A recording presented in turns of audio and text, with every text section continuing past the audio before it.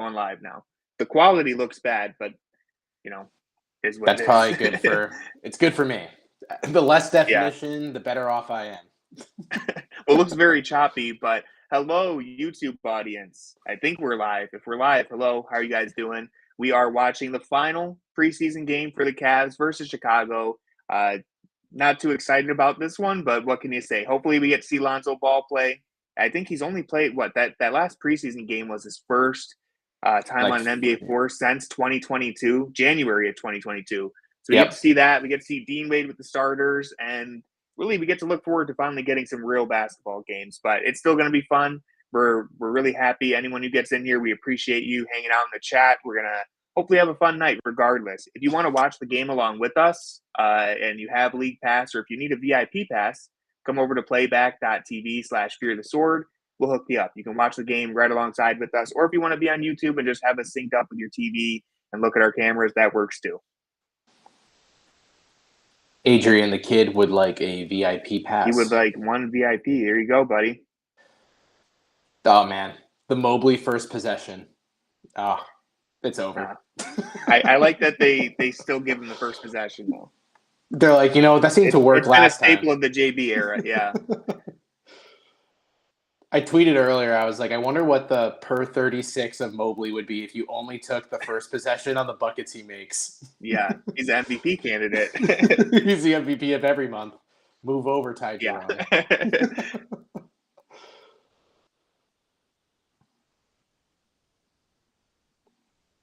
Big to big. That's what we like to see. Been too long since I saw a big to big alley-oop. I've been fiending. John Michael sounded like he's been dying for it. Do you believe in the Kobe White breakout season? I know he finished the year strong, and so people are pretty high on him. I think it also just depends on what this roster is going to look like down the road, because they have a lot. I feel like if you had to say what their strength is, it's probably their guard depth between Dosunmu, Ball now, Kobe White, and Levine. They have a lot of guards that can play. So I think Kobe kind of benefited from the fact that they were pretty banged up last season. And he obviously took a major leap in what we thought he was going to be from like the past few seasons. I hope he plays well, though, because I obviously don't want players to suck. And he's fun when he's good. So yeah, definitely. What about you, Danner the Gamer 10. Here you go. VIP coming right up, buddy. Slow start for the Cavs. Just like last game, good times, good times. Timeout. Yeah. It's been a rough preseason, man. It started off really good. That first game out of Mobley, we were all ready to overreact, get hype, and now it's just felt like preseason. Yeah, it seems like with this iteration of the Cavs, like the defense has, I mean, it's only, like you said, preseason, but the defense lags behind, but then they dial it in like halfway through the first. You're like, oh, here's the defense that we're expecting to see. But then for the past we've seen those little moments. Carried over. We've seen moments of dominance, but like I just don't think they care enough to put 48 minutes together. No, and who can blame them? It's like, man, in the preseason, the Cavs defense was incredible. And then the minute for some reason we hit the regular season, it stunk. I wonder why. Damn, dude, they're handing out insurance. What's the over-under for Chicago? Like, what was it set at? I feel like it was like 36 or 37. Dang, I would definitely take the under, probably. Well, 27.5 is what Dan said. Is it 27? Okay, I was gonna say, everyone in the chat, what would you take over under on that? I might go under just because they should blow it up. You'd hope that they finally blow it up, but you never know with this team. Yeah, the thing with Chicago too is like their over under is really dependent on A, the health of their team, which is full of injury ridden players, and then B, it's also like who's going to be on this team by the trade deadline. You would kind of hope that this is finally the time that they trade away Vooch and Levine, because what's the point? And then just use the young players. But I mean, we've said that for how many seasons now? Even when DeMar was here, and they still haven't done it. There's something about this ownership that's very content being the 10th seed or the 9th seed and just doing that every year. They love the play-in tournament. I mean, they want to create a dynasty in the play-in, even though they haven't even. I was going to say. It's the early stages of a dynasty. They're like, we love showing face. They've just run like into the Miami Heat, who are the real titans of the play-in tournament. Like the Heat and the Lakers are just two teams you do not want to see in the play-in tournament. They really take pride in defending their honor there. I haven't completed the Netflix show, the starting five, but I imagine LeBron's going to go on some tirade in that, being like, the play-in's where magic happens, baby. I love that. Yeah, that and the in-season tournament, they dominate those two things. Yeah, true. I mean, think of that conversation where it was after they won the play-in tournament or the mid-season tournament. Everyone was like, should we take the Lakers seriously now? And they proceeded to have a terrible in the following 2 months. Yeah. They're like, maybe D'Angelo Russell can cook. And then it turns out, never mind. Well, he played just good enough to avoid being traded and then just completely tanked in the playoffs. I'd like a nice DG corner three. Off-ball movement for DG. Jackson was pointing that out a lot in the last stream, that they want to try and get more corner attempts for DG and Donovan. Any way that they don't have to generate all their points on ball would be huge for them. All right, Patrick Williams, I see you. You heard that disrespect from earlier. I thought you were worth every dollar. I don't know. I see what the Reinsdorfs are saying. Another easy shot for DG. It's all right. It's because it wasn't from the corner. Exactly.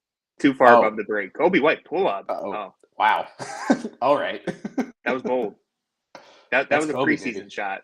Do you think when Bulls fans say Kobe now, they mean Kobe White? They're thinking of Kobe White, yeah. They never think of... Give it another year. Yeah.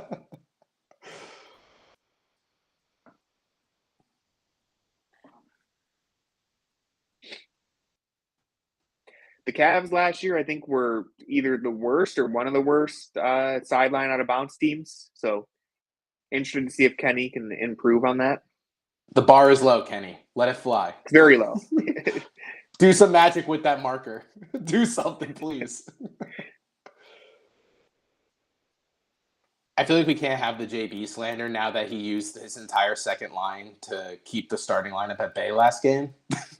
Yeah, the Lamar Stevens, I can't believe they waived him. That was wild. Just absolutely destroyed us. I don't even know how many points he finished with, but it felt like 1,000. Oh, here we go. Let's go. The DG redemption season. Let me just check his Panini rookie card stock real quick. Oh, God. 3 pump fakes on a three-pointer. That's when you should probably just hit the A button. It's the first 2 pump fakes, I didn't know if I had it. But by the third, I was like, he's still giving me the space. Felt like he had enough daylight, yeah. If you have enough daylight to pull up 3 times, you should probably not take it.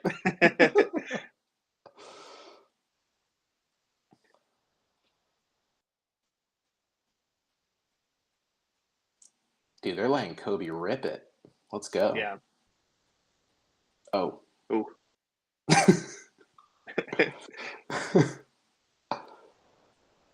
Nice. I still remember when Zach LaVine tried to dunk on Evan Mobley, and he just completely swallowed it up. 2 hands, just took it straight from him. That's probably why there was a slight hesitation. He had PTSD. Ooh. Oh, dribbling out of it. All right. There's the Patrick Williams I was talking about.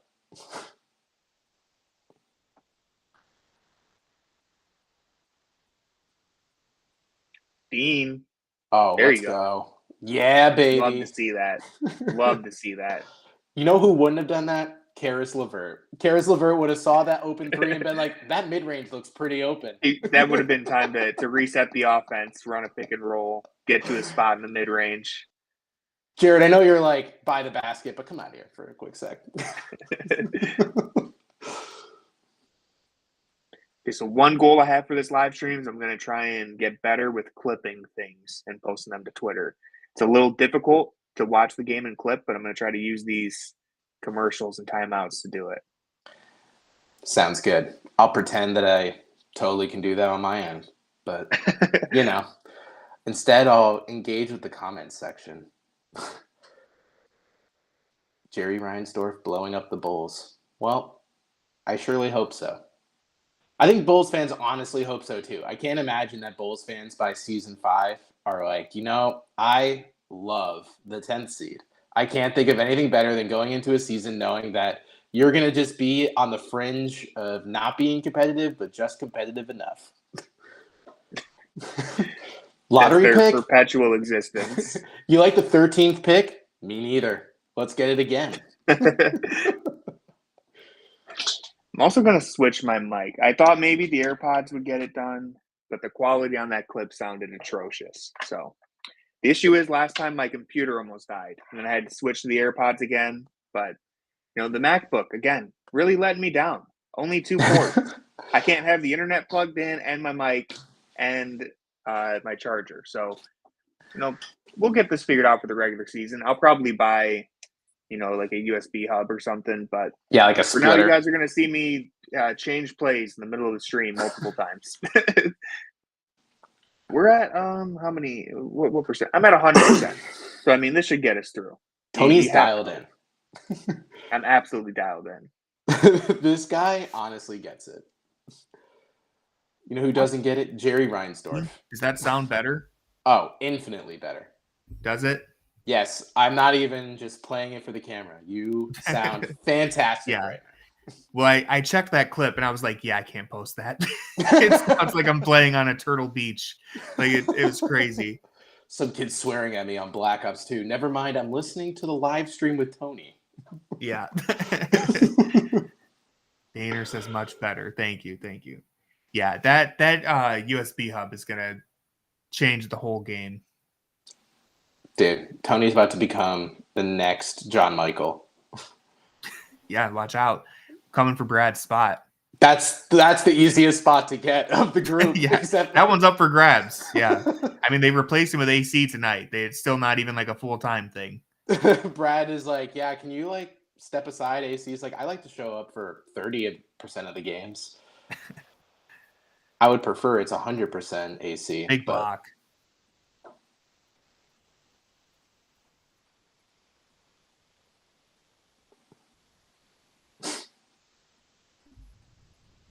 See, that's why you need AC around, so you can get classic calls like that. Brad doesn't have anything in his bag yet. No, Brad's is, again, just complimenting players in weird ways that are so generic that you're like, do you watch this team when you're not commentating? Yeah. Well, last year he said Darius Garland was one of the best finishers at the rim he's ever seen when Darius was having it's not an exaggeration. It's literally a thing that he said. And it was I believe it was in the middle of DG was one of the worst finishers in the NBA at that time. So, ever since DG broke his jaw, he's been elite on the rim. Has DG gone on a diet? He looks kind of thin. Yeah. Good D. Oh, he's getting up. All right. Exhale.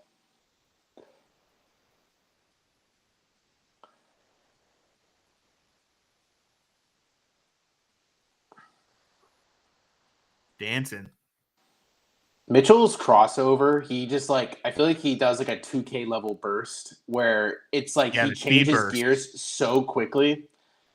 It's wild. So when he's doing the crossover, it's like a hop step and then he just shifts over. I feel like no matter what, even when his knee was banged up, I feel like that was still a go-to move. Heyo. Lonzo here he is, alert. Lonzo. Let's see what he gets up to here. Question for the chat. How many of you had a Lonzo Ball UCLA jersey? Because I may or may not still have one. Yeah, that was a dorm staple. Yeah. Girls came over, never. But if they did, they'd be like, is that a Lonzo Ball UCLA Who's got their jersey? Big Baller brand merch? Anyone got the shoes? Who's got the Zoes? Who's got the Leangelos? They're limited edition.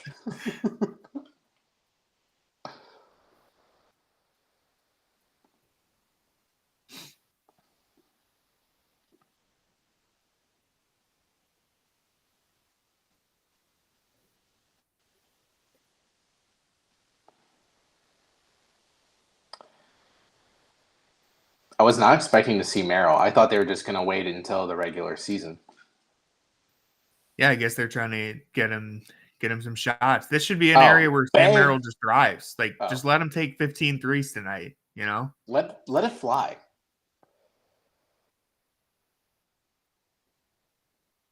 Let Atkinson get that Korver energy into him.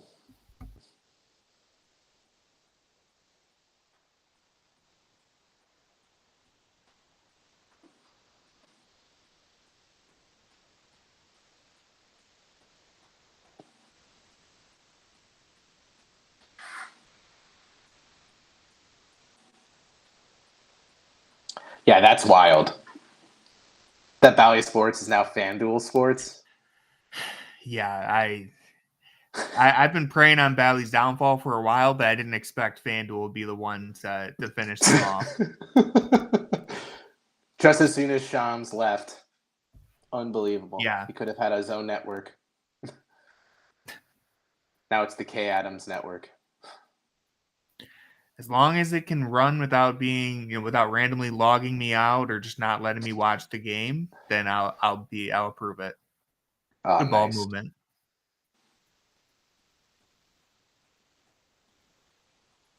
A working app is all I ask for. Same. That's all we're hoping for.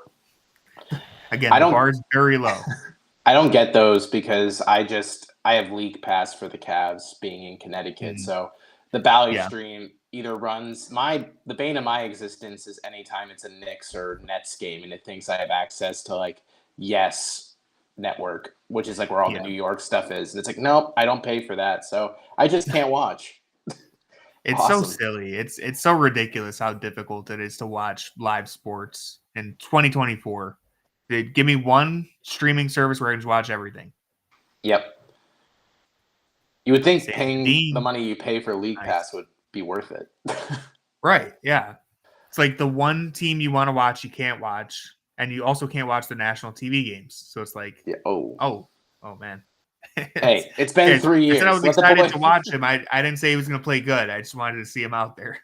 I'll just play the highlights from last game and pretend that it's this game. Yeah. Niang time. Oh, get the clipping equipment ready. Right. Where's that whiteboard? I know, right? I need to buy it. I think that would be funny. I think it'd be hilarious. Really encourage him to be on his best game. He'll be like, I watched your guys' playback, and honestly, you guys are kind of mean.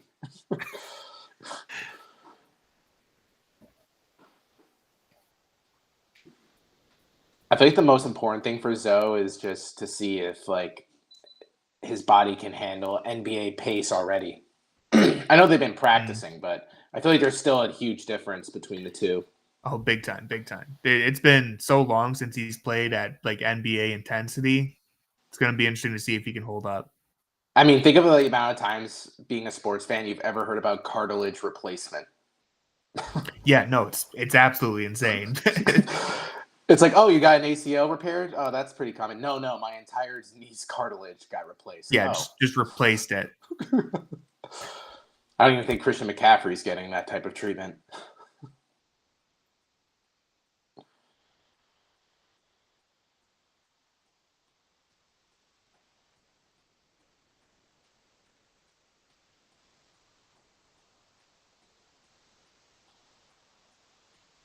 Oh my God, is that Jalen Smith? Pretty sure it is. I forgot they got him. The Cavs' worst nightmare. I'll never forget when Jalen Smith absolutely went off on us on the Pacers. It's always those stretch bigs. They just come out of nowhere and have like the game of their lives against us. And Ty Jerome. Yeah, Ty Jerome too. He's an honorary stretch big. Yeah, and Terry Rozier, like the Cavs' bane of their every existence. night. Yeah. I don't know why Kobe at some point's been like, he plays pretty well at Rocket Mortgage. We should probably try to like bring him in. Yeah. He seems pretty comfortable here. Worth a shot at this point. Uh-oh. Good D. Oh, well. Well. Wasn't bad. I mean, he got completely burned and then managed to swipe it from behind. So, he's doing his best. Then also that's a tough matchup, Having Mobley as your backup help defender, though, pretty nice for Niang. Yeah. It'll be like, hey, you stood in front of us for like 60%. LeVert finishing around the rim with the offhand. This guy's meant to dazzle. Oh. I was going to say, I thought that was kickball.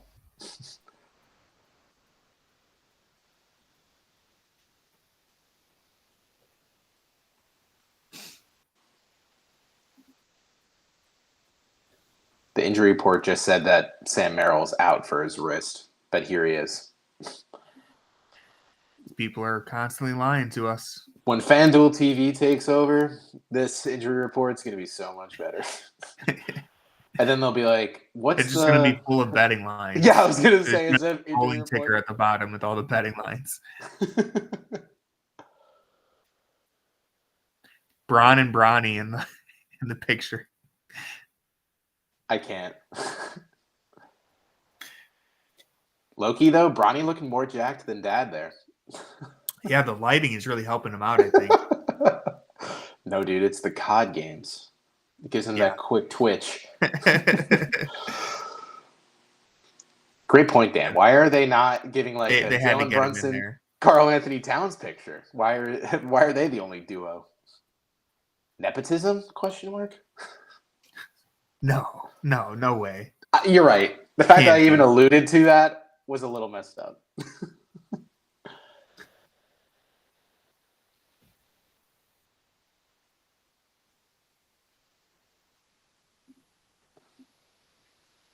No headband for Donovan, I just realized. Yeah, it was a one-game thing, I guess. Didn't last too long. Honestly, with how that last game went, I wouldn't wear one ever again. Even though it was preseason, he looked fine. But Headband Donnie was special. Can't wait to tell my kids about that one day. Lonzo, another one. All right. I mean, that was a pretty aggressive brick, but it did hit the rim. Oh, my goodness. This is preseason basketball. Well, this might just be regular season basketball for the Bulls, but hey, quick trigger. That one's for Jackson, wherever you are. Jackson's spidey senses just went off. He's not even watching the game, but he knows something good just happened. Jackson just got an endorphin rush. Unexplained.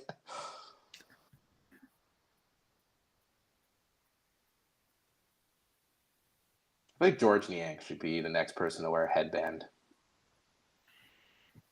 Yeah, I mean, accessorize a little bit. Maybe that'll make his game a little more aesthetically pleasing. Put a shooting sleeve on. I don't know what the bald spot he's got going on, too. Maybe it should just be like a full-on cap at this point. Yeah.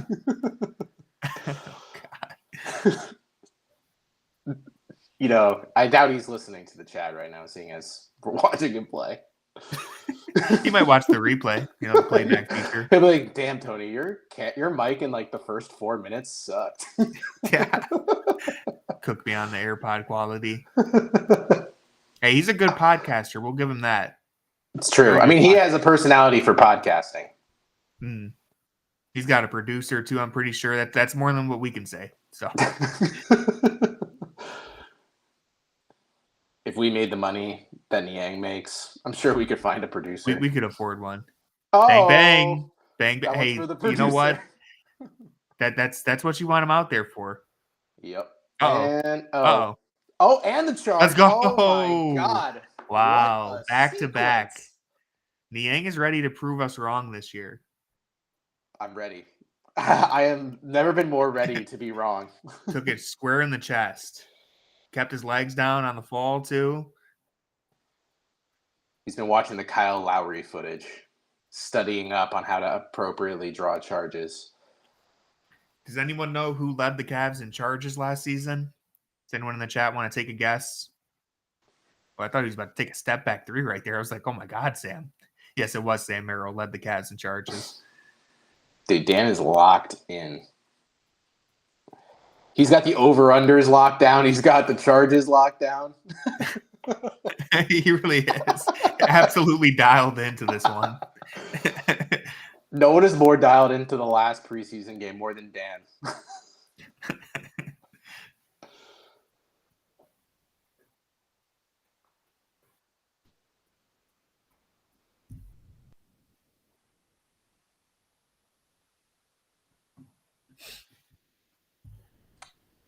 Random thought though, it is weird that the warm-ups or like the jumpers that they're wearing are the inverse of their like primary and secondary color. Like I noticed that with the Pistons too. Theirs was like red on the They're inside and pretty blue on the ugly. outside. They're hideous.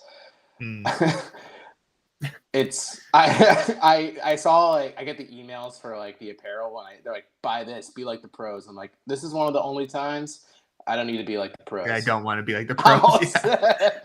I'm good where I am, actually. How would you like to pay $80 for something that by February would be marked down to 20? Oh my God. Banked it in at the buzzer. Do you think he called it? IU always calls it, dude. Torrey Craig. Ayo. Torrey Craig alert. Torrey Craig sighting. He was like 3 spots removed from like when they were like, Phoenix got Torrey Craig? All right, dude. Punch their ticket to the finals now.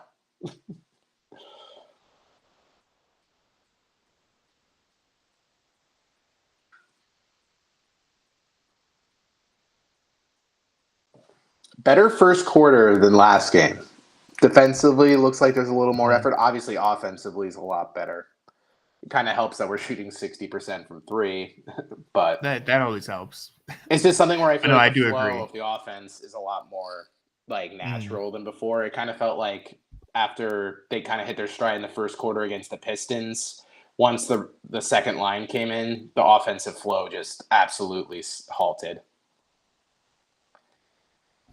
Yeah, I'm interested to see if how the two-way guys look if they get back on the floor tonight, which I would assume they do, because last game that was quite the stinker out of Craig Porter. I mean, everyone across the board wasn't great, but like even just Craig Porter was so bad, and as one of the founders of Craig Porter Island, one of the people who helped discover it. It's tough to see the state of the island right now. I'm sorry that Hurricane Milton hit Craig Porter Island so late, but I mean he got blocked on the potential game winner in game 1. Had a good game 2, and then that last game, man, he was just coughing it up every play. All around, everyone looked bad though, so I won't focus too much just on him. But he was the most egregious performance. It also felt like he was the most egregious because he was one of the only few on the second line willing to do something, pretty much. Yeah. Like when he got in, that whole quarter was like everyone being like, I don't want to freaking shoot it. And then it was Craig Porter being like, let's try to get something going, and it's gone. Yeah. I would like to see Tyson show a little bit of what he did in Summer League. I know it's just preseason, so like I'm not going to judge him entirely off of that, but he just hasn't been as aggressive as he was in Summer League. So I would have really liked to see him play some minutes with at least one of the core 4. I don't think that's even happened. So hopefully we'll get to see it tonight. I don't know how you feel. I feel like I'd be pretty shocked if they play the starters past halftime. I feel like I wouldn't expect. No, I would expect them to shut it down in this game. Oh, because they played pretty deep into the last one. Yeah, they played it all the way into like the third quarter. Yeah, like late in the third, I think. No, the entire third. Oh yeah. Wow, yeah. In the fourth, Kenny was like, The Sumo. He's on a heater right now. I love the Sumo. He's fun. Sam. Alrighty. Get him going. All right, let's take him out. He's obviously ready. Yeah, right. Let's save that. Save that for Wednesday, buddy.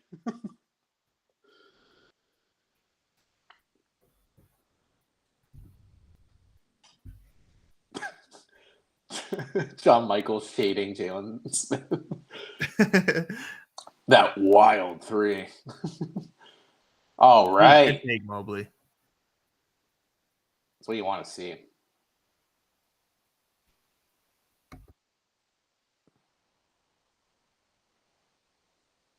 I want to see more of those types of possessions for them where he can just have like a full lane to go down through because he's crafty enough that I feel like he could get around defenders once he enters the restricted area. Yeah, I mean, that's one of the most underrated aspects of his game is just his mobility, his agility when he's moving downhill like that. Like he's a very creative finisher, and we didn't get to see many flashes of that when he's constantly, sitting in the dunker spot. than just being an alley-oop guy.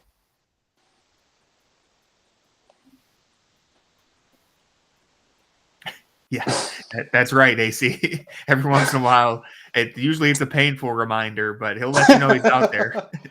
Niang on Buzelis is not a matchup I like. I would like to highlight that.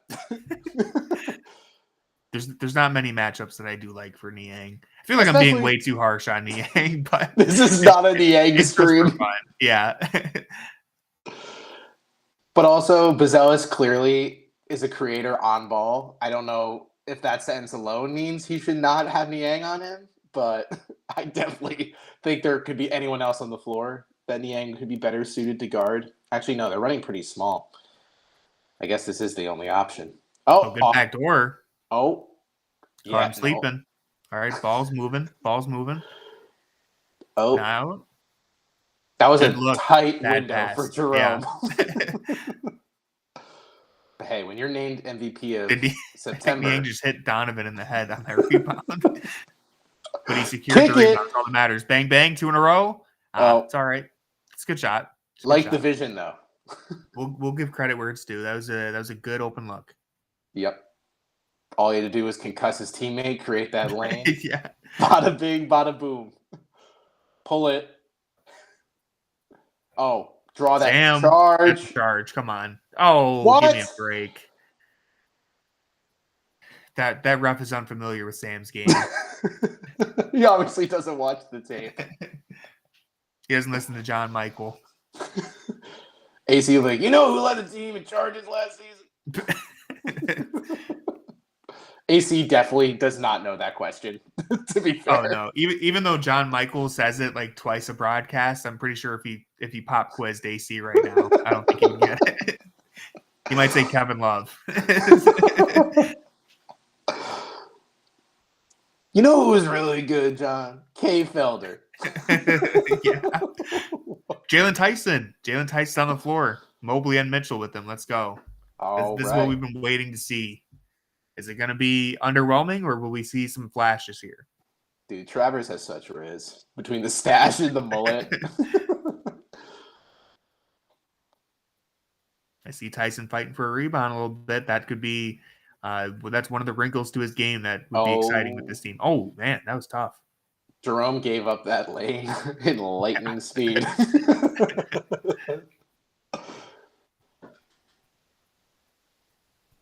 What do you guys in the chat think of Jalen Tyson's preseason so far? How have you felt? Overwhelmed, underwhelmed, moderately whelmed. Yeah, I think that's basically where I would be. It's hard to have. He looks like a rookie. Yeah, it's hard to really have too much of a take on him because he just hasn't done much of anything good or bad. He's just kind of been out there. Here we go. That's a real good take. All right, nice. Gets to the line. For a quick sec, I thought he was about to get up. He went up like he was going to slam that. And I haven't really seen him do much of that, so I was a little surprised. Usually when he gets it off the break, if he doesn't have that catch and shoot, he's just passed it right back out. So it's nice to see him take that aggression. He showed that a lot. Yeah, attack a closeout right away. My biggest fear with Tyson is something that I feel like I'll get the answer throughout the season, which is I feel like his best minutes in Summer League were when all the guards pretty much were injured and not playing, and he had to be the lead guy. So, and that's obviously not going to be his situation with the Cavs. So seeing how he can operate in that like secondary, tertiary option role is something that really intrigues me. Like seeing what he does here. Yeah. That was also a great block by Mobley. Great pass by Mobley. Oh man. God. Great contest by Mobley. Takes it up the floor or gets the pass. Little hammer to Jerome in the corner. Great ball right there.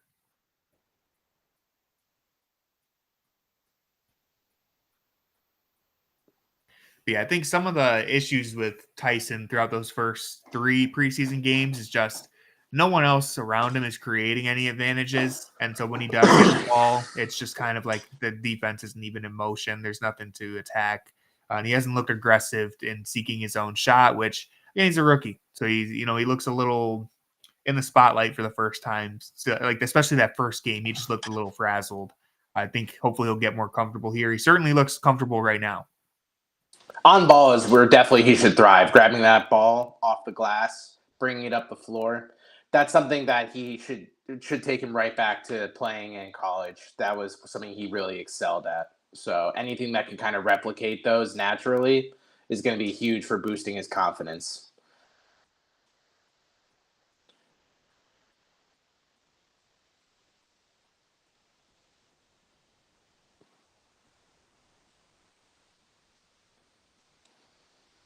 Haven't heard this song in like a hot minute. I was just thinking that. It's a deep throwback. Meghan Trainor in general is just a deep throwback. Guards down 3-1. Guards down 3-1. Oof. They're a rallying team, though. It's true. Bottom of the second. So I'll be keeping up with that as we move through this. I wonder if the Mets won.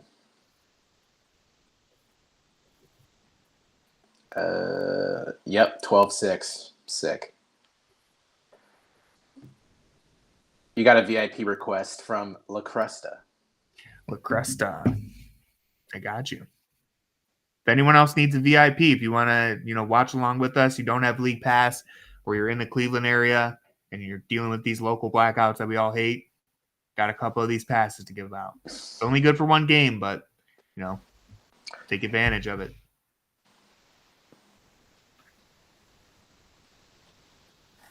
You tell him, Ty.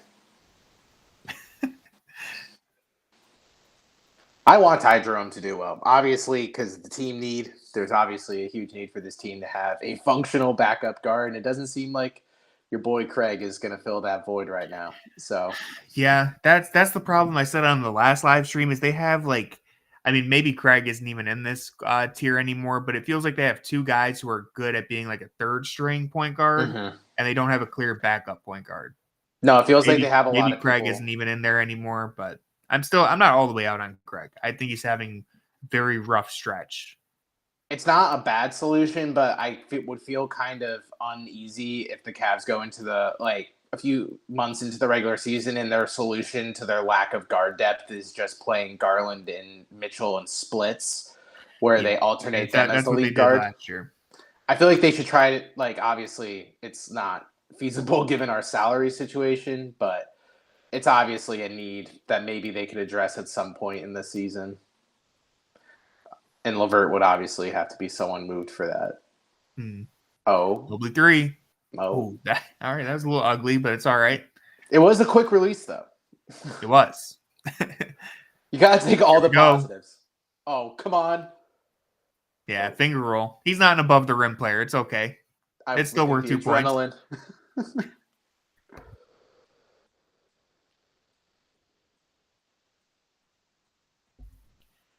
That was a little awkward. Yep. The double. Looked like the dude tripped on himself. Yeah, getting up just was like, ooh. It's like he slipped on his own sweat stain.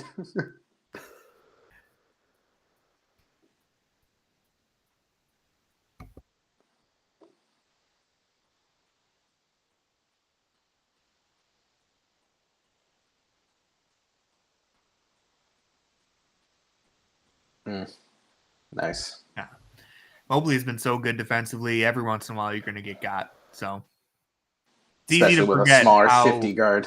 That's what I was about to say. It's because of how often he makes that look easy. It's we can forget how difficult it is for a 7-footer to stay on the perimeter with a guard like that. Yeah. Here goes again. See if you can get him twice. Doubt it. That's a good contest. Oh, good shot, though. Good shot, good contest. Now he's feeling himself. Kobe White breakout. Here it comes. Yeah.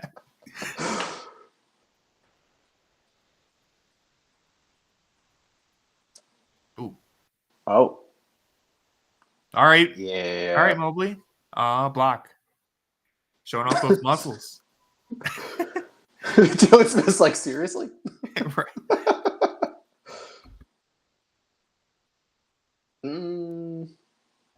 Big body. Jalen, you were literally sliding over. Get out of here. Yeah. I love when players do that. It's like, dude, what?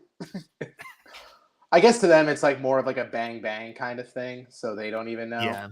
obviously to us being like, come on, dude. Yeah, looking in the super slow. With our super slow. If you look at frame 362 of 380, you were clearly sliding.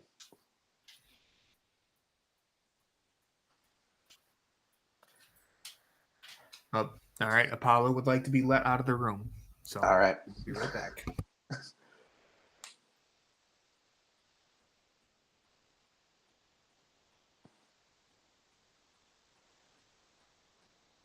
I think Mobley's wearing the Dons. No, he's not. Is he? I can't tell. You're not going to believe this, but I opened the door and Apollo just stared at me. So now he has walked out of the room. But you gotta love when dogs do that. Hardens, yeah. I shouldn't have outed myself like that. Not a sneaker guy. Yeah, we went over this on the last stream. I am also not great at identifying shoes. So which I stay in my lane. I said in our podcast group chat, I was like, the fact that Tony's not a shoe guy is one of the greatest shocks of my lifetime. Yeah. Honestly. No, I like shoes. I can't tell you which shoe I'm wearing. I know the brand. I can tell you that much. But if you ask me what Jordans I'm wearing or anything like that, like I don't know, man. The one on sale at Marshall's. Exactly. Oof. Your season's going real well, and your season ticket advertisement is Kobe White and Ayo Dosunmu. Yeah. Get in there. Third year in a row in the play-in. Get your season tickets now. See the fourth up close.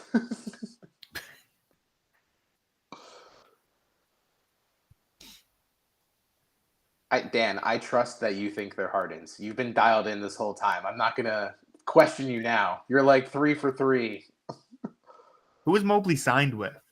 Does anyone know? CAA.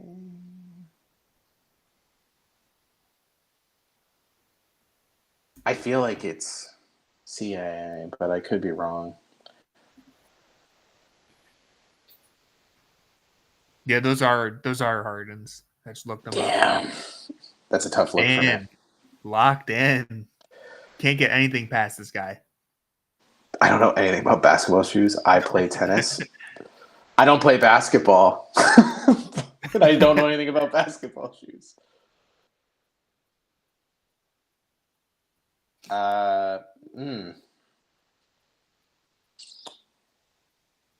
This is a unique timeout game. I've never seen this one.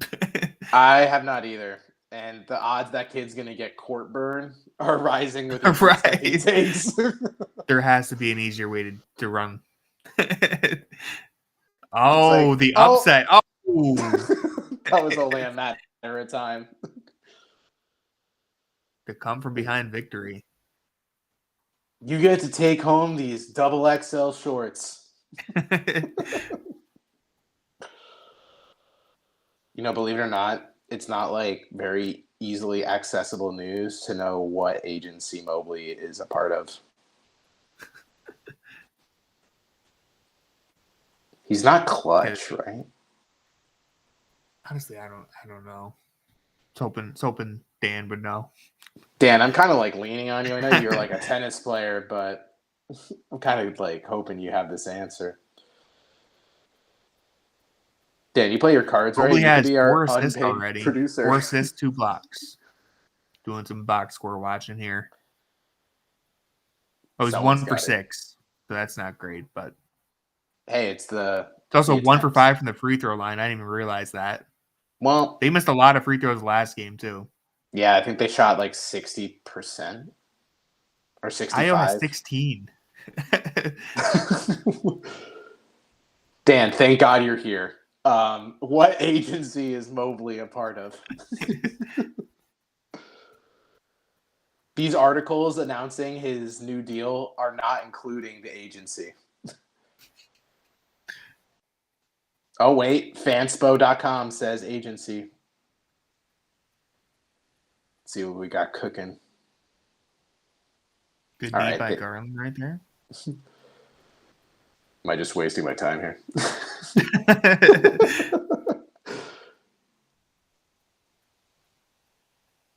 It's going to be a waste of time when Dan's like, it's Clutch, you idiot.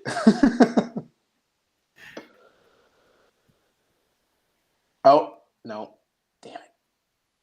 No clue. Oh, Ooh, good God. Good finish by DG. It's okay. It's all good, guys.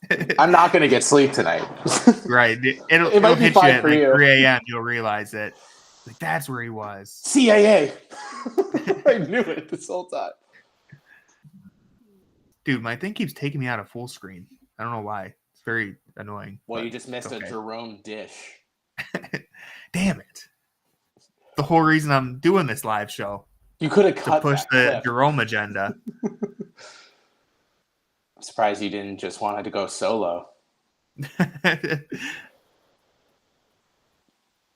Vucevic, ew. Can we have an honest conversation if Vucevic has actually been decent since he left Orlando?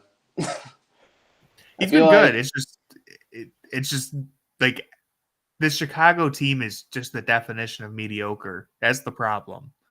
It also feels like they pay him a ton of money, but they also don't use him enough for what they're paying him.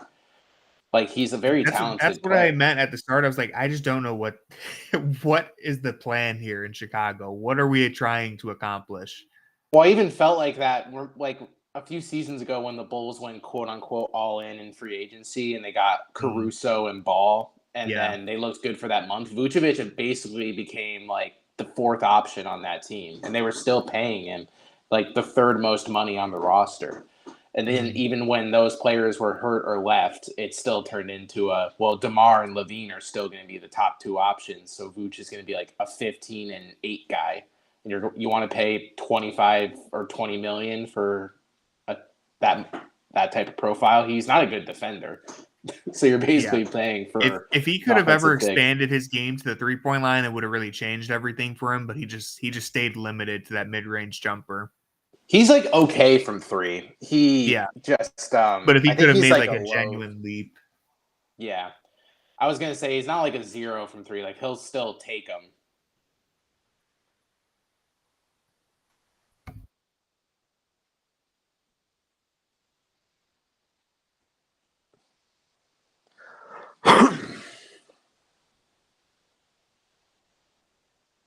Do you feel like Levine will be on this roster by the end of the season? Can he play himself in a good enough position where his contract is like something a team can just be like, all right, I guess we'll take it? They talk themselves into. Yeah. I don't know. I guess it depends. I really think it just comes down to, like, is he going to stay healthy? Because he has not been healthy the last few years. And obviously, if he gets hurt, there's no team that's going to be like, well, this is the year we should trade for Zach LaVine. So we'll see if he can stay healthy. And then from there, it's kind of hard to predict. I don't know exactly how much money he's making, but I know it's like a ridiculous contract. So, like, maybe the Lakers talk themselves into it. But at that point, the other part of it, too, is like, what is Chicago even getting back? Like, what does Chicago want back? Right. Like, is it even worth getting rid of him if you're just going to be the same caliber team? But if they want to get higher, like a better pick, especially in this Cooper Flag type draft where I feel like teams are kind of trying to sell their soul to get there. Capture the flag. Ayo. I'll never like Cooper Flag now that he snubbed my Huskies for the Devils. Unbelievable. I was so ready. That's a tough look. A New Englander choosing Duke. Tough scene. Betrayal. It felt like it. I felt like I knew Cooper. I felt like we were close. You and Coop, you guys were tight. Yeah, when you DM someone every day saying you're a Husky through and through, and they never answer, you think you're getting to them at some point. Show them Dan Hurley screaming at players, being like, "See, Sanogo loves this. Why don't you love it?"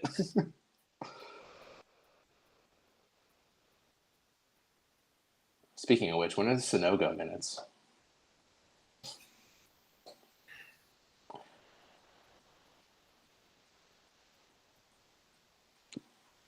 Oh my God. Yeah, fan ball. That was a little too high. That was for his uncle that came to the game. It was a fan ball. You didn't see that on camera, though. Not a bad stint from him, though. I did like the way he played in that one.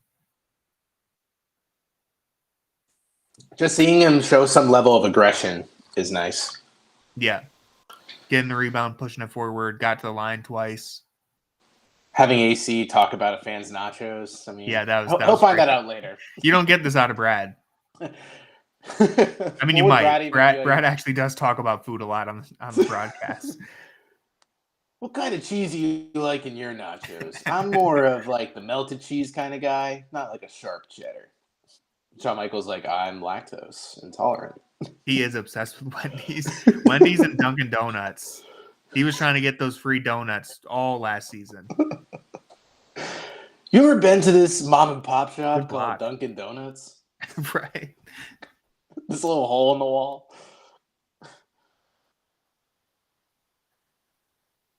All right.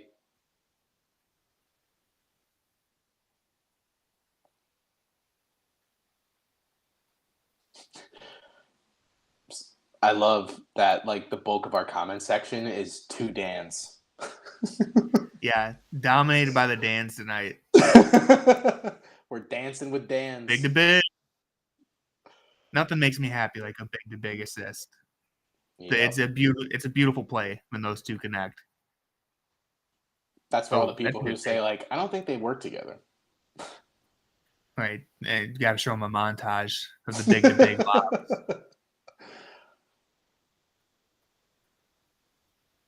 Okay, Allen over 3 people. All righty.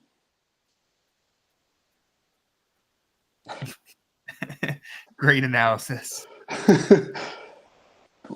I doubt that you had to succumb yourself to the Pistons Bally broadcast, but I tweeted about it. It was the most lifeless broadcast I've ever heard in my life. So much so that a Pistons fan responded to me being like, yeah, it's bad. I was like, oh, God. Well, I've been to one Pistons game in Detroit. Famously, it was the game where Deion Waiters hit the game winner. And I'm not exaggerating. I think there was maybe 200 people in the arena, and it was dead quiet when that. Like, I was in the nosebleeds, and I could hear the Cavs screaming after the shot went in because there was no one there.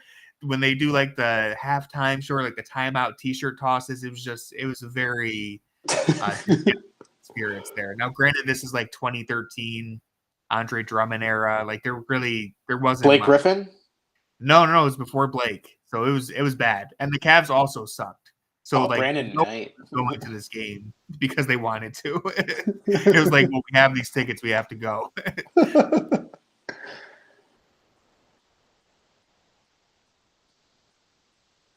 Patrick Williams trying to do a lot here.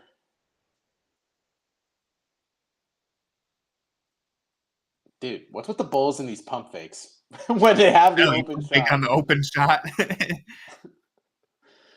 Still knocked it down, though. He has the blinders badge. He actually just wants the hand in the face. Right. Boost the attributes. Oh, man. Oh, dude, this is Jarrett's night, baby. Oh, man. 2-step to the hook shot. I could just put this right back up, but actually, hold up.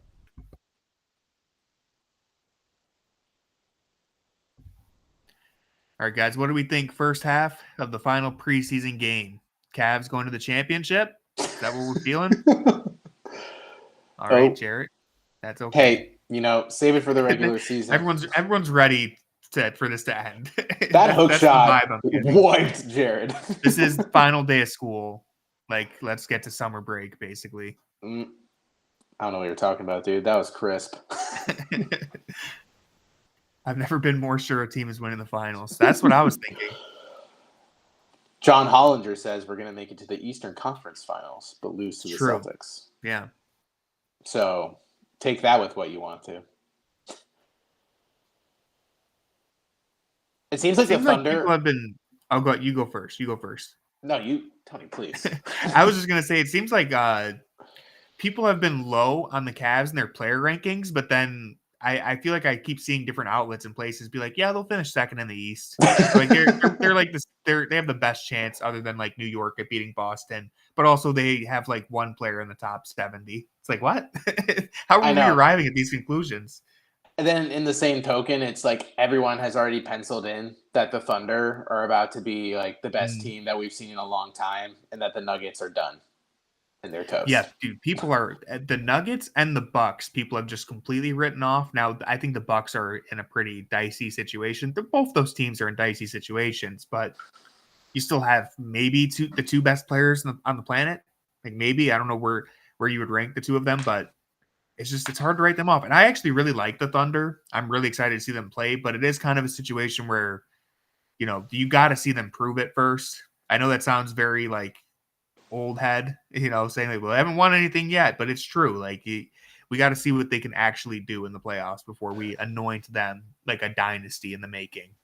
Yeah, I mean, it's easy to play like backyard GM and be like, yeah, this team is deep from top to bottom and they have unlimited assets and they could go and get someone. But like they could I feel like it's pretty I would feel strongly that they could be the best team in the West in the regular season, but saying they're but them being the best team in the West in the regular season versus thinking that they're a playoff team is two completely different conversations. And it's kind of what transpired last season with them too.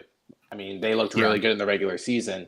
And then when it comes to just the matchups in the postseason, it's like, oh, wait, we don't have a center. And people like to ignore it for the longest time. But obviously they have Hartenstein now. Yeah, but well, he just broke his hand. But that's only going to be like a couple week injury. Damn. And they lost Gordon Hayward to gaming, so that's tough. Yeah.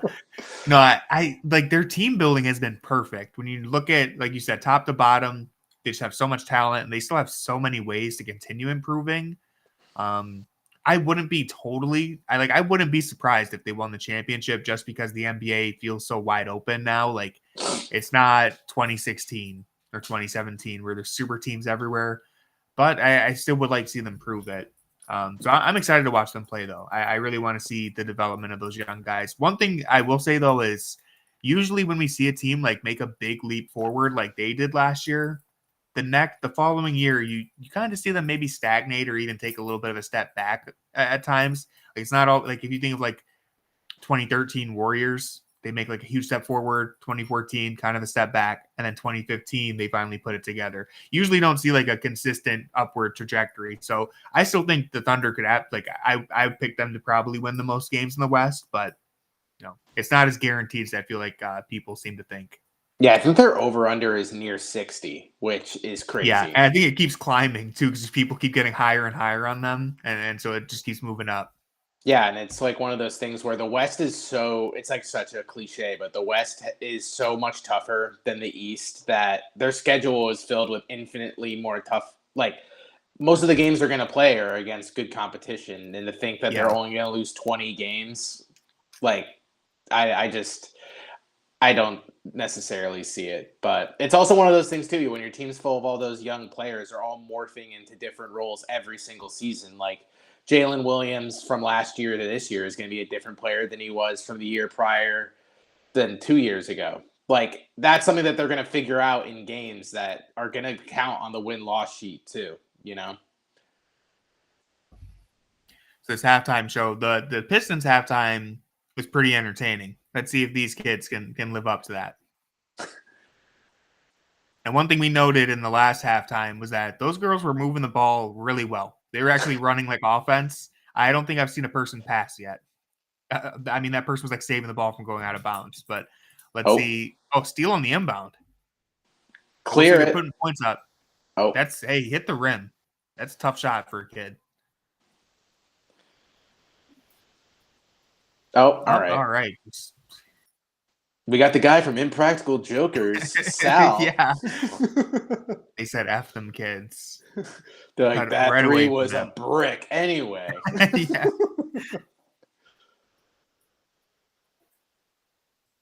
Who do you guys think is going to win the championship in the chat? Give us the matchup and the winner. If you want to say the Cavs, sure. Yeah, go ahead. Let your Cavs flag fly. If you want to be so bold to say Pistons or Wizards, go for it. Swaggy Pool Finals. We will MVP. not hold you accountable for your hot takes. This is your take purge. This is any takes that happen in this live stream, stay in the live stream. Tony won't clip it and use it against you if you subtweet him down the road.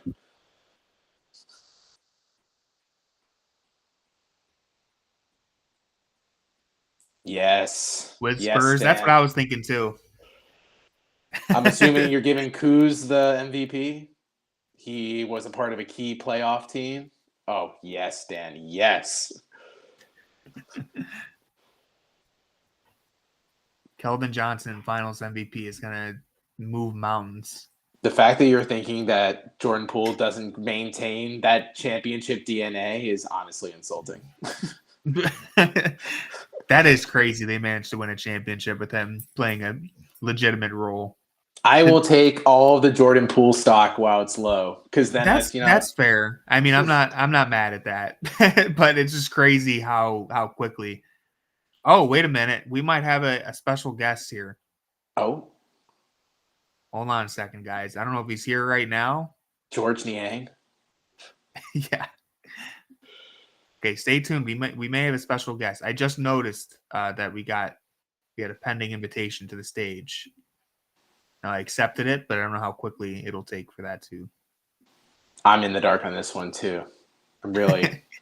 If it's George, I might lose my stream. It's not George, but it is a special member of Cavs Twitter. I'll say that much. Let me see if we can figure this out real quick. Oh my God. Oh, here it is. Everyone, Fear the Fro has joined the live stream. Look at this collab. His mic is currently muted, but he is here. This is the collab everyone has been waiting for. I feel like Jackson should be here now.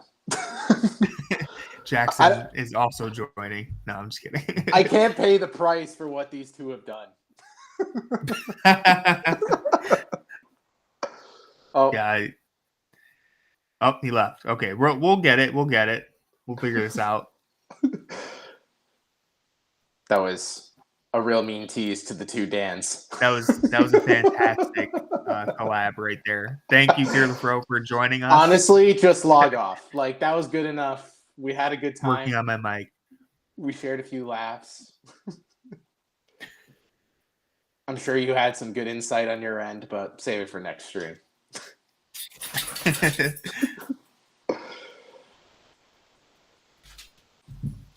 Odds are that Fear the Fro is also using a MacBook and riding the struggle bus with us.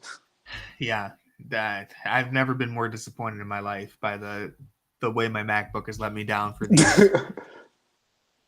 Oh wow! Breaking news. This is tough. All right, we won't make that mistake again, Dane. Definitely the MacBook. The MacBook grind. Let me tell you right now, if you're using the MacBook and it says camera not found, you're never going to find it. You have to switch to Safari. Get off Chrome. It's not elite. My MacBook has sounded like it's going to take off into orbit any minute now. So, yes, you got to do it. Wait, do you have playback on your on an app on your computer, or are you just using the website? I'm using the website. I'm actually using Chrome, and it's working for me. But I know that you've had issues with Chrome. Yeah, but I thought I figured it out, and I did for StreamYard, but I'm not.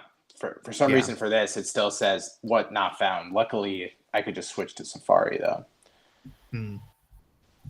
Yeah, we'll get him in here at some point. It's still preseason, you know. We have a whole half. This will be like in like Monday Night Football, where they bring someone randomly for a whole third quarter, and then just leave.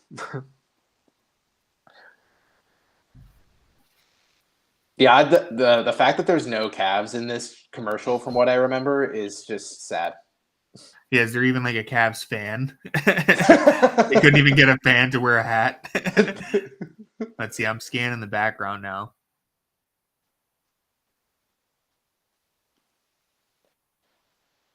Chicago. The Nuggets mascot. Moondog or Sir Cece or something in the background. It could be blurry. Just have him there. It's going to be really cool when this commercial ages well that Kawhi retired and he's on the commercial. This was the last time he was on an NBA court. It was this commercial. Yeah, I did not see a single Cavs piece of merch. Where were you when Kawhi did a tip-off for his last game? Who took Kawhi in our fantasy draft, by the way? Do you remember? I don't remember the team exactly, but I know they were in our group chat. Yeah. On Twitter, and we're like, I hate myself.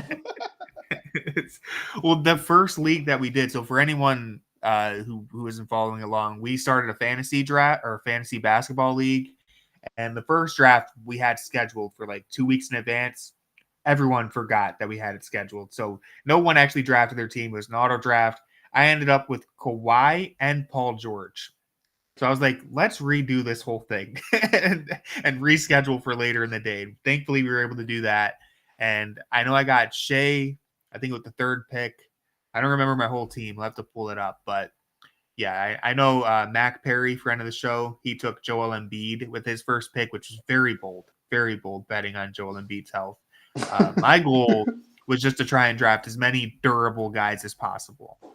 So I took some swings. I distinctly remember one of my rounds I think it was my 4th and 5th pick were Ja and Zion, which is either going to go really well or really poorly. Yeah. I think my biggest miss is because I kind of panicked. They only give you 2 minutes to draft, and I don't think I was paying attention that my turn came up. I took Kentavious Caldwell-Pope in maybe like the 9th or 10th round. I was just panicking. I was like, I just wanted someone who could, be like a 3-point shooter. I know that it's a fantasy league, but like the 3-point category is important. I was like, I have nobody who's an efficient shooter at this point. So I took KCP because I was panicking and I had like 5 seconds left before it auto drafted someone. So I think my auto draft, I had one pick that did auto draft and I got Jamal Murray when I already had like 3 guards on my roster. So it was a little tough for me. Yeah. Well, this is my first draft in like 10 years. So I think I did all right. I got Shea, Lauri Markkanen, Jaylen Brown. I feel like Jaylen Brown, he was ranked really low in those. Like he was ranked. I don't know if I can find his ranking. Oh, heyo. What's up, boys? Oh, is he here? Yeah. How you doing, man? Good. How you guys doing? Fantastic. We're locked into this final Cavs preseason. So dialed in. We're talking fantasy lineups. Yeah. I caught that. KCP as a fantasy player seems like yeah, that wasn't my best moment. It wasn't my best moment. Talking. Diamond in the I don't rough. remember what round, but it was too early. That's why I took Sam Merrill 101. Yeah. I took Young Bull. You have any current Cavs on your fantasy squad? Let me see. No, our league was ravenous. I couldn't get any within like a reasonable range. Are most of your league fellow Cavs fans? Yeah. Yeah. Okay. Yeah. Let me see if I can check out.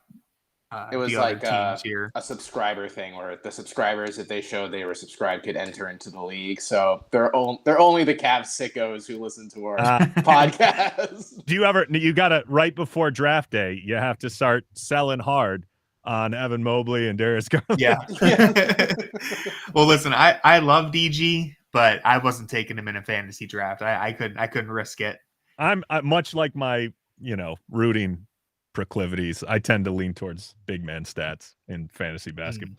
Yeah. Yeah. They like in Yahoo, fair. I had the 101 and they had Wembanyama as the first pick, but I veered away and I went for Jokic. That's who I would have picked. Yeah, I think I probably would have gone with that too. It's so like for me, the big difference maker with big men is if you can get a big who does unconventional things and makes free throws and occasional threes. Yeah. I think that's harder to find than even the most elite shot blockers. It's like you could take a replacement level rim protector and he's not going to give you Wemby stats, but it's very hard to find people outside of Sabonis and Jokic who can, contribute across the board. And if you can find a big who makes free throws. So that's the shittiest part about leaning towards a big man build. You're absolutely going to win turnovers, but you're going to lose free throws every week. Yeah. And especially like in fantasy basketball, like you can get those rebounding only rim running bigs off the waiver wire every week. There's going to be like 5 or 6 that come up every season that you could just get in the first 2 weeks. And you'll be able to get Andre Drummond on any Tuesday that you need him, probably. I was very happy when Jonas Valanciunas was available in like the 13th round. Well, I know when Zach Edey was drafted, a couple people in the chat were sick. They were like depressed. This year, I punched out. I was in a dynasty fantasy league for like a decade. And it evolved to the point where, it was just people manipulating rules. It was like what the Knicks did in that trade this year where they're like, 9 guys for $1 over. And eventually we had to litigate all the bullshit out of the league to the point where I just was like, you know what? I'm spending more time on this than literally anything. I can't keep doing it because it would get down to the end of the season. And I always did well because it'd be like garbage time games where you'd get a 50 piece from Jamal Crawford or DeLon Wright would rip off multiple triple doubles back to back. And the only people ever paying attention to that are people who are watching the games. Like you can't thrive in fantasy basketball unless you're like an every night person by the time you get to the playoffs. You're quad boxing, your league pass, just watching everyone roll.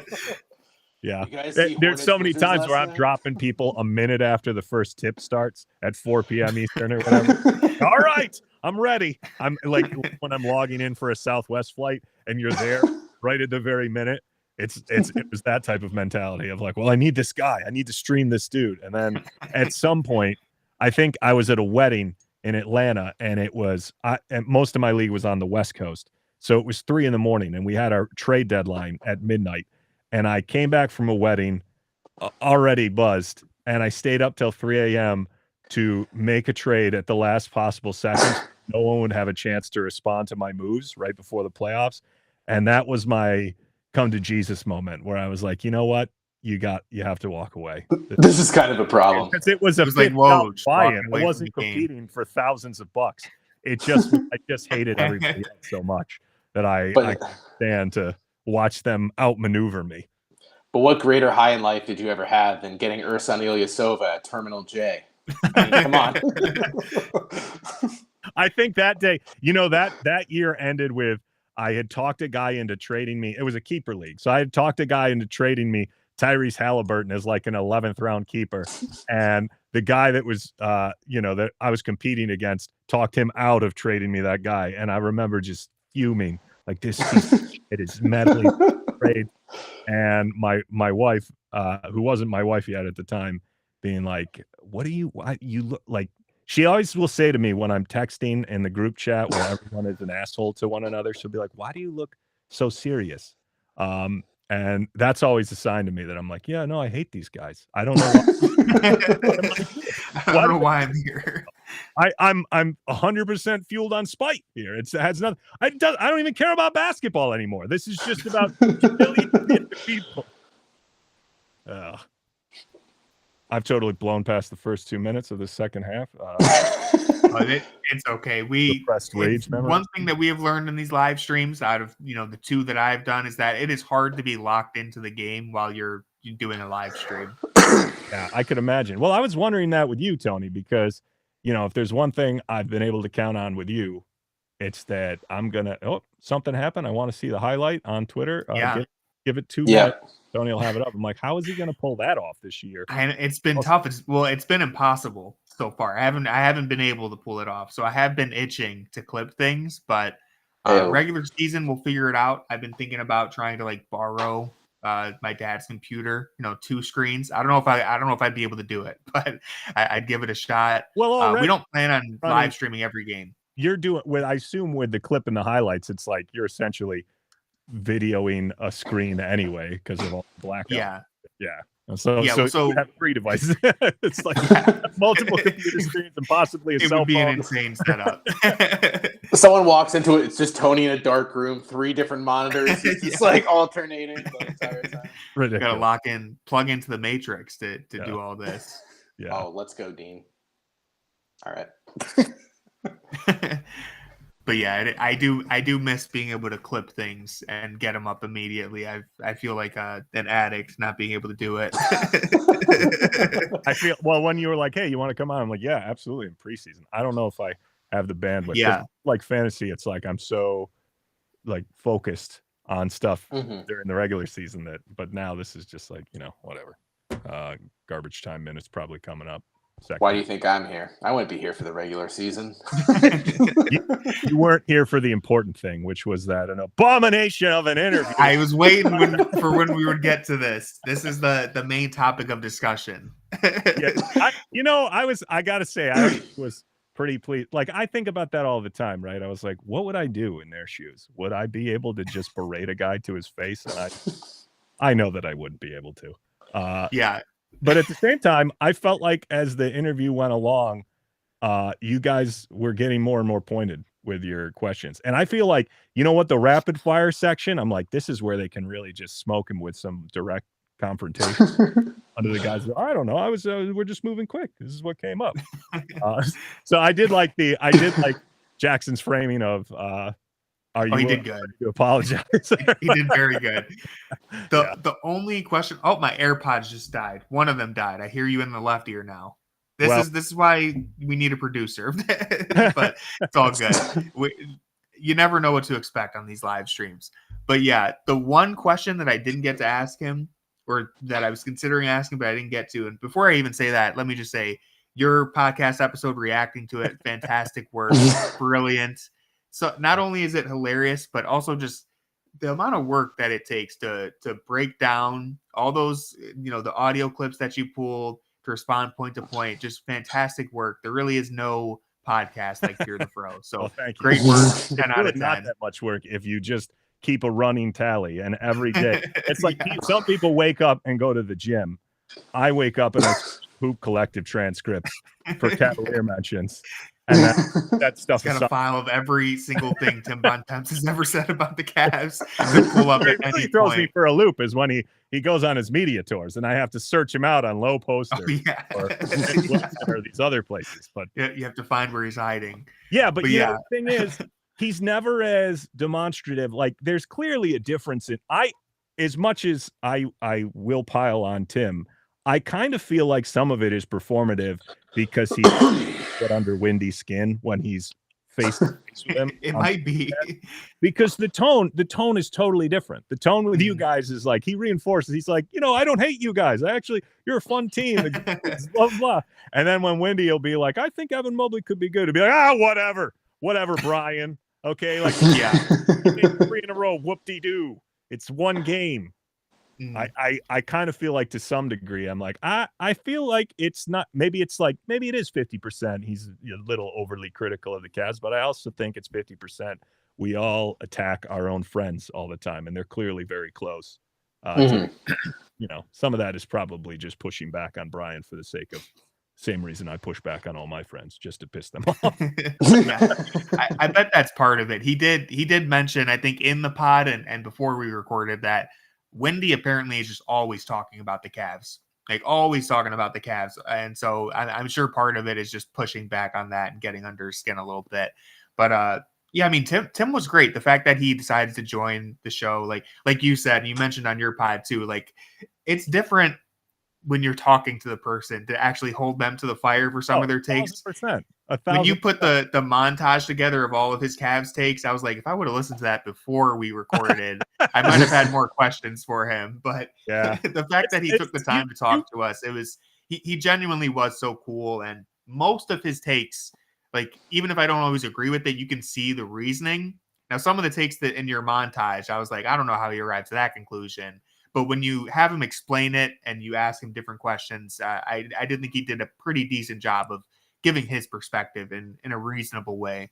Oh, and I agree. I mean, to some degree, I take the most extreme versions too when I'm picking out the stuff that upsets me. But my whole thing was with the Derek Favors thing. The thing that always bothered me was like, he could rationalize it and talk himself into, well, this was a reasonable comparison, but I mean, Derek Favors didn't even crack double digits until his 4th year in the league. Like, it wasn't that there's things that parallel, of course. Like, they're the 3rd overall pick. They were big men.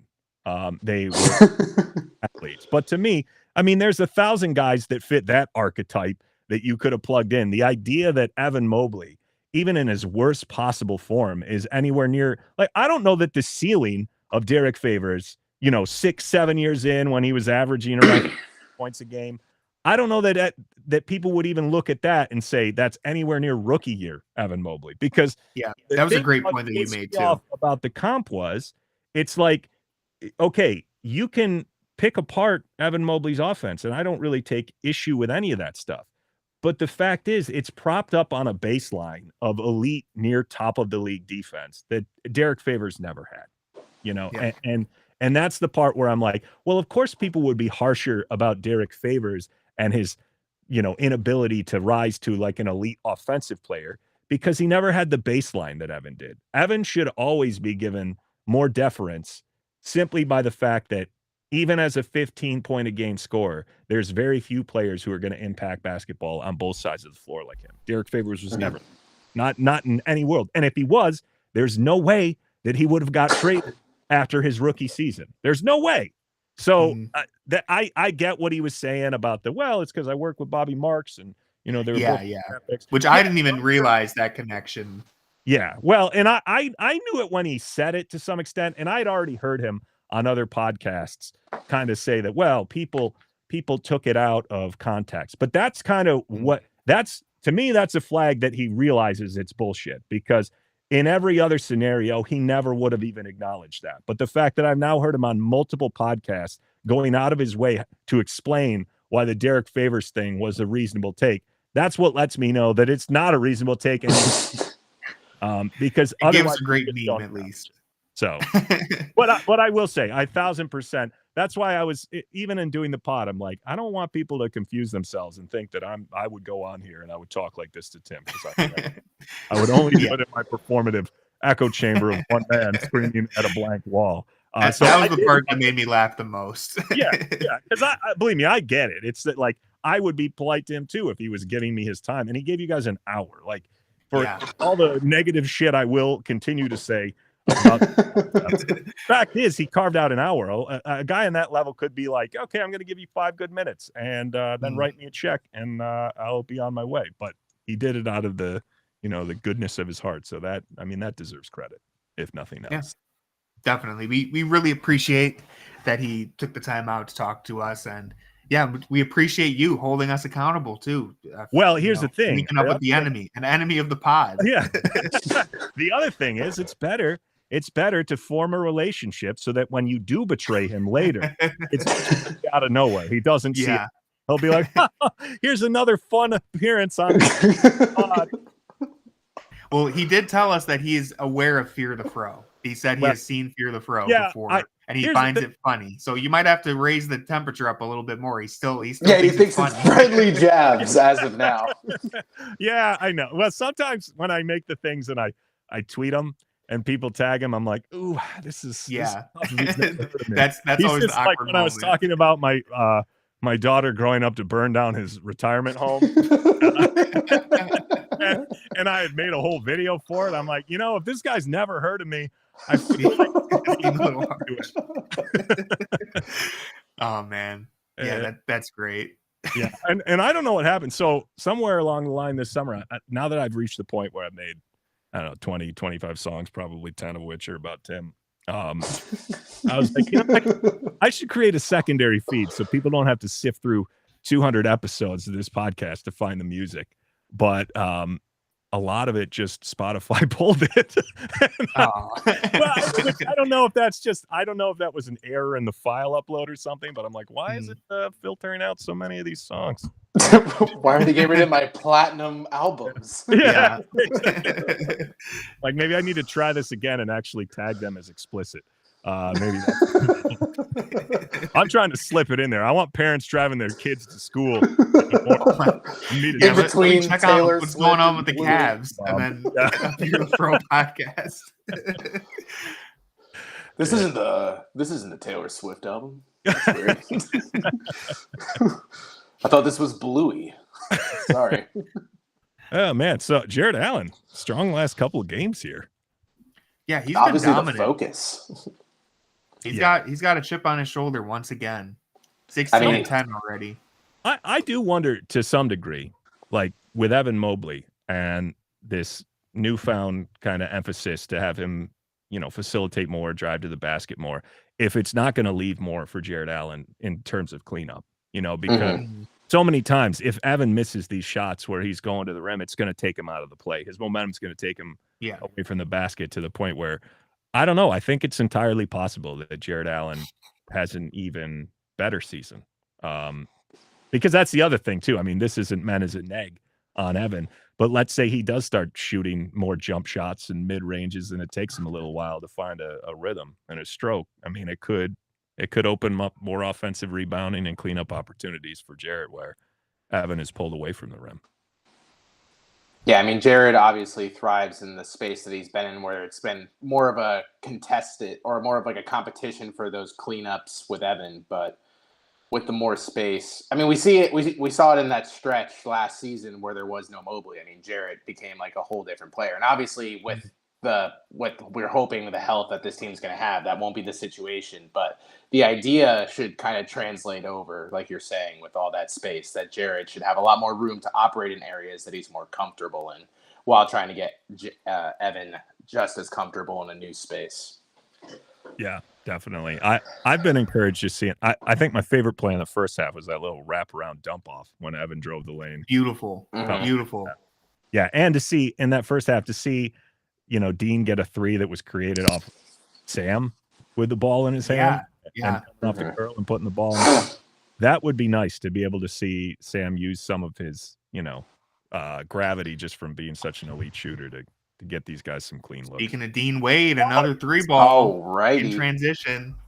It's been a good preseason for Wade too. I know. I kind of feel like I feel like now, through a combination of both people just hating George after the postseason and seeing Dean back on the floor for extended runs, that now people are really, coming around to the idea of, oh my God, this guy may be super important for us. I bought back in. Suppressing. Yeah. I mean, it's hard not to.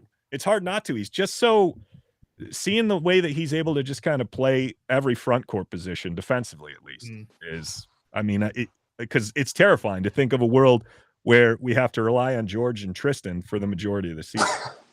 I think everybody would love a scenario where Yang could be more of like a break glass in case of emergency type player. I like him with the towel, just going like this from the bench. That's my ideal in the Yang position, but hey, that's just me. Yeah. I hope that I just want to limit his exposure, because I feel like this is going to sound like Yang defense, but the fact that he played every game last year and we had to lean on him for such heavy minutes, it's like, okay. Yeah, I actually agree with this. I still think he can be a useful player in a very limited role, but like in every other situation he was in, his minutes ticked down by 5 or 6 when they made it to the playoff rotation. And all of a sudden, our team, he became the Iron Man. It's absurd. And playoffs were horrible. But if you looked at if the season ended at March instead of that runway of poop in April leading into just a horrible playoff run, then I think people would have felt okay about Yang, because after the new year, he was solid. It was like good January, terrible February, terrible-ish February, very good March. But obviously nobody cares about any of that stuff. Like, you just want some role players to show up in the playoffs. Yeah, and if you have... Oh, go ahead, Corey. Yeah, no, I was going to say, like, it's tough for Niang because obviously he was brought in for literally just spacing the floor and giving us volume shooting from there because we didn't have it the season before. And he did what he was supposed to do. Unfortunately for him, though, his entire success in the eyes of, like, the fans is he has to make those. It goes down. Well, poor Niang. Did you guys see Beef Stew just truck him last game? Yes. Oh, my God. Yeah, right through him. Flagrant foul. And you could see it coming because he was, like, hand wrestling with him the 3 previous possessions. And you're like, okay, Beef Stew's like, enough of this shit. I'm going to George Niang's like, I'm the tough guy. And then Beef Stew's like, get the out of here, dude. You're not Sit down. Tough guy. George Niang's like, that guy is kind of a mean dude, honestly. I thought I was tough. Hook. We have a Umano2 on YouTube says, yo, Fear the Fro is here. Hey, Bob, I told Tony to get you on here last stream. We made your dream come true. We had to get him on here. No, this is fun. I hadn't used this platform before, but after I got through the stupid microphone, when you're on a website, it's like you need to allow all these. Yes. How many buttons do I need to click here to get this thing to work? So I did something to my Chrome where it just never will let me see my camera again. So I'm in a never-ending spiral of doom when it comes to using Chrome. Yeah. Well, my problem is I'm one of these people who has 8 million tabs open at once. I can't imagine that's good. Jared with a steal. Oh, please. Showtime. That was some speed on him right there. That was and he's awesome. talking to someone. An angry Fro this year. Could you imagine? Well, he should be angry every summer. He's just getting raked across. Yeah. I was thinking about that because, I've been doing this Cavs survey thing that I'm going to actually close at the end of the game today to gauge where fans are in terms of the season. And thinking back to a year ago, in terms of, I feel like this season was the season of DG taking a lot of bullets. And the previous season, it was mostly Jared Allen probably coming off of that Knicks playoffs. But I would be curious to see where people were, a year ago versus now. Because in a lot of ways, Jared's had that. It's been a negative end both times. But I have to think people are higher on him this season than they were coming off of that Knicks series. Yeah. Because at least I would agree with that. Injury based. I feel like they may think he's soft, but I think they could at least give an injury a pass more so than how that Knicks series ended. I feel like the toughest thing for Jared, and not only with like the fans' perspective, but you're even seeing it with all these rankings, is that people just don't think there's that much higher to go. So in their eyes, they're like, just because you can't improve doesn't mean your ranking or view should increase, which I think is just such a flaw. It's like, we're going for players who can go to a hypothetical ceiling, but for the players who are actually near there or a little below where you think the other players should go, and that's where Jared's stuck, because Jared is like, his room for growth on both ends. He's probably at the apex he's going to be defensively and offensively. We all know what he's going to be and what he is. So when that's not going to improve, it's like, oh, I'm out on Jared because he hypothetically can't change his potential from an A to an A+ or whatever. And that's what fans, all they care about is they have 2K brain where they want their players to go from a 78 to a 90 within 2 seasons or something. And to see the difference, because they were released a day apart. The ESPN one, it did piss me off, but I'm trying to let shit like that go more, especially when there's not a name attached to the headline that I can attack. When it's a group effort. It's just a bunch of them together, yeah. Mm-hmm. Well, who's responsible for this travesty? God damn it. Credit each section to people. Who made this pick?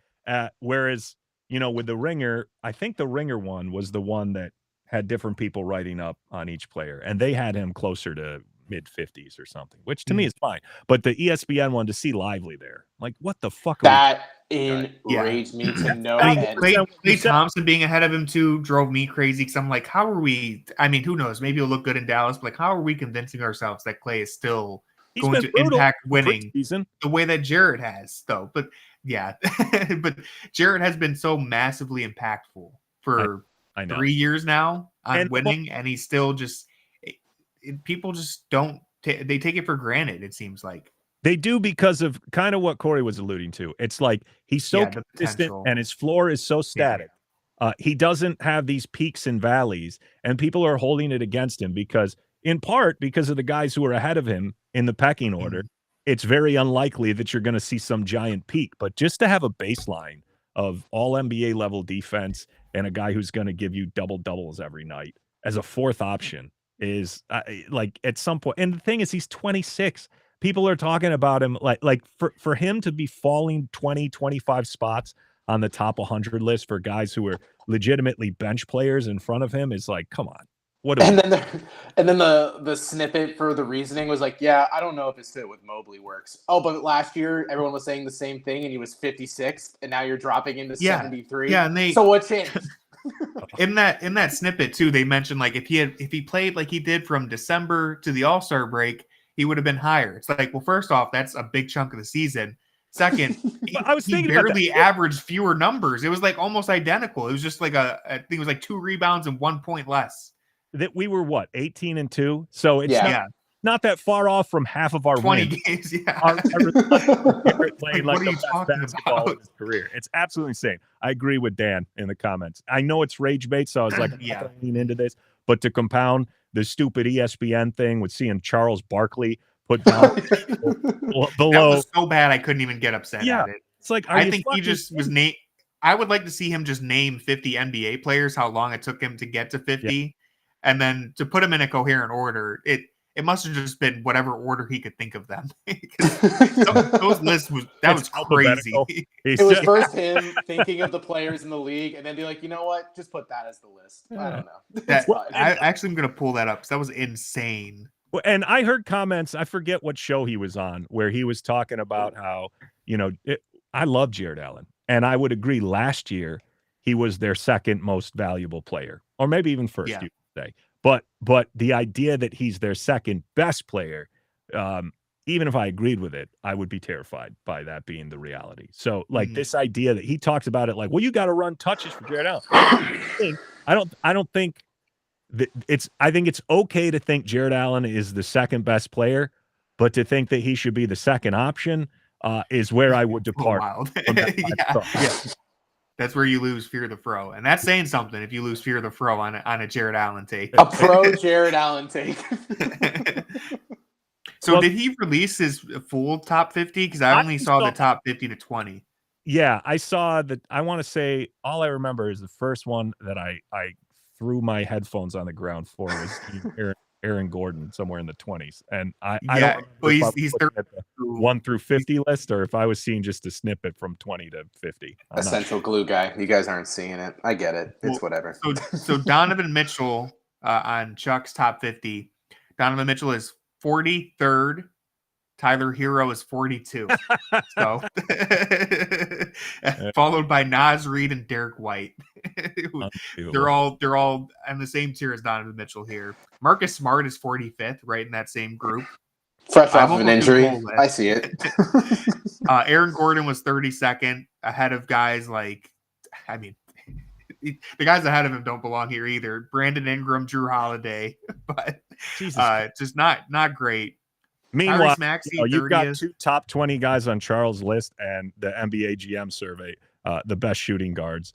It's Jaylen Brown. It's not the two Olympians who apparently are also in Chuck's top 30. That was so bad I couldn't even. I think the quote tweet that I said was like, "Yep, I agree with everything on this list." I know. It's not even worth the adult way. That's also why you get guys like Bontemps to come on the podcast. Whereas I'm shitting in an envelope and looking for me. My other AirPod just died. We're really cooking now. All right. I'm going to go grab so we can continue our Fear the Fro interview. And I have a good question for you when I get back. All right. See, what a professional tease. Wired. I go wired even at the gym. I'm like I can't wear earbuds. They fall out of my ears. And I like the wraparound kind with the cord, even though they always tie themselves in knots. Because I'm just slumming it with the default like Apple ones, just because I don't want the ones to disconnect. Every time I've done AirPods for like an interview or something with work, and in the middle of a call, it just drops out, and then you just feel like you're like just gone permanently deaf. You just say like everything else is like silent. You just hear like a little ring. You're like, oh no, you're like scrambling. I'm in the same boat as far like Tony was saying he had only one ear and these ones work, but they don't. I'm just too lazy to buy another set of phones. I usually just use earbuds most of the time. You go on Amazon, you're like, ooh, maybe that's like a good Christmas gift in like the middle of February. Well, I looked up these ones. These are like Sennheiser 206s, which they discontinued, and I'm like, okay. Now when I look at some of because they were cheap, they were super cheap, they were nice, and now I look at Sennheiser headphones and it's like $200. I'm like, I don't need to hear that. I'm just, I'm not listening to anyone anyway. I'm just shouting into the wind. I just need these to do something. Yeah. One thing that I have learned from these two streams now is that I do not have the equipment for these streams. So regular season's going to need some upgrades, or I don't know what we're going to do, but we're making it work. We're patching it together. Bob, I have a question for you. Since we're talking about enemies of the pod, I would like to know, do you have a hierarchy or a ranking of the enemies of the pod? Are there enough enemies? I'm sure there are. Well, first, I don't know that anyone is. I think Tim was the first one, and he's gone end to end. Okay.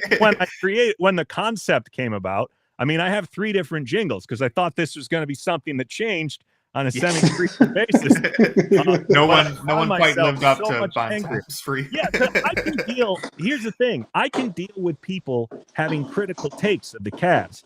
What will really get under my skin is if I think it's coming from a place of disdain or like not fair-minded criticism. If I don't think that it's like a valid criticism, or that I think that it's being framed that way, but really it's just coming from a place of contempt. And that's the thing.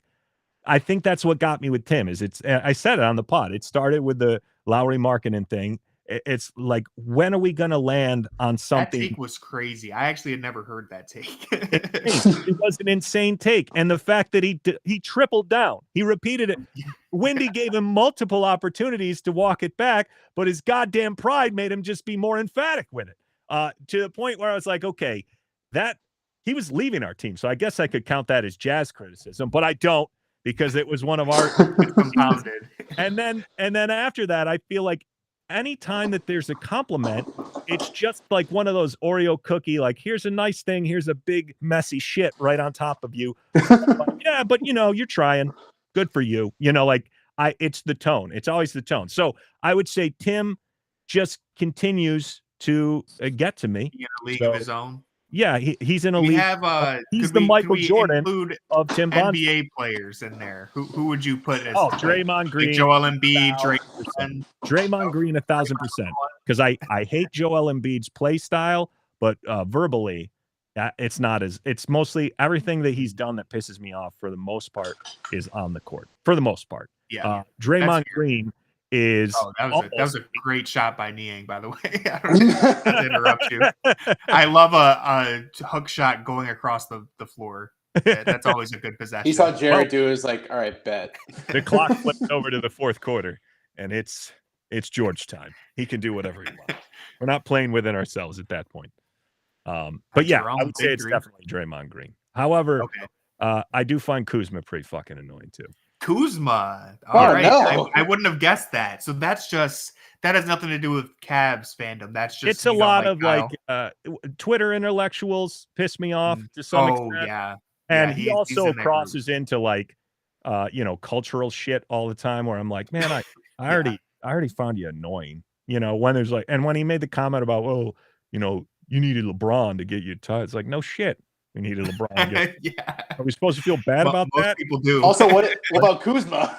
Yeah, exactly. Yeah, exactly. If that's not the pot. LeBron.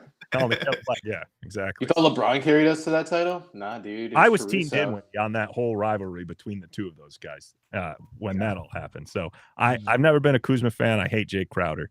Hate Joel Embiid. Not a fan of Jake Crowder. No. Joel Embiid, I really was a Joel Embiid fan for a while, but his play style just, it's hard to, it's not fun to watch. And he's a fantastic player. That's what makes it worse. Like, people say all the time, well, he's so good, just don't foul him. I'm like, yeah, that's why it's annoying. Yeah. Because he doesn't need to do this. It's like Trae Young is also a good player, but he kind of does need to rely on the refs a little bit, in my opinion. Joel Embiid is big enough to just do whatever he wants. Yeah. You know what it's like, Tony, when I was a teenager, I worked at a Cub Scout camp as a counselor. I was 14. So I was, not to say that I was huge, but compared to a 6 or 7-year-old who was the camper, I was gigantic. And I was reffing a game of basketball as the counselor. And it's these 6 or 7-year-old children. And there's this one that's just towering over the other kids. And he's bullying them on the basketball court. He's taking the ball away from smaller kids. He's shooting way too much. And, I'm not proud of this, but I started just peppering bullets at him when I was, passing the ball. And it was in that moment where, that's the comparison I'm saying is I was twice that kid's age and I was bullying him in a way where that's how I feel when I watch a 275-pound center throw himself on the floor, and then I have to hear about a doctor note and how, no, he said I should just hurl myself. Seeing him try to grift in the Olympics. That was what I was going to say. That was great. It's just because he was getting away with it. Yeah. Did you guys not bring your whistles or what's up? Have some shame. Have some shame. You didn't like that he decided to change it differently if he was with France, because then they would have been the underdog. Or if he was doing that with, what is it, Cameroon? Cameroon. Yeah. That would have been different. He would have been the underdog, then grift away, But when you're on the team that's the heavy favorite and you're hurling yourself on the floor as a giant, it's almost all on the court stuff. You think he did that in his tryout to make the team, or? I do like that now. Even the French people hate him. Like when I did I listened to that. That was fantastic.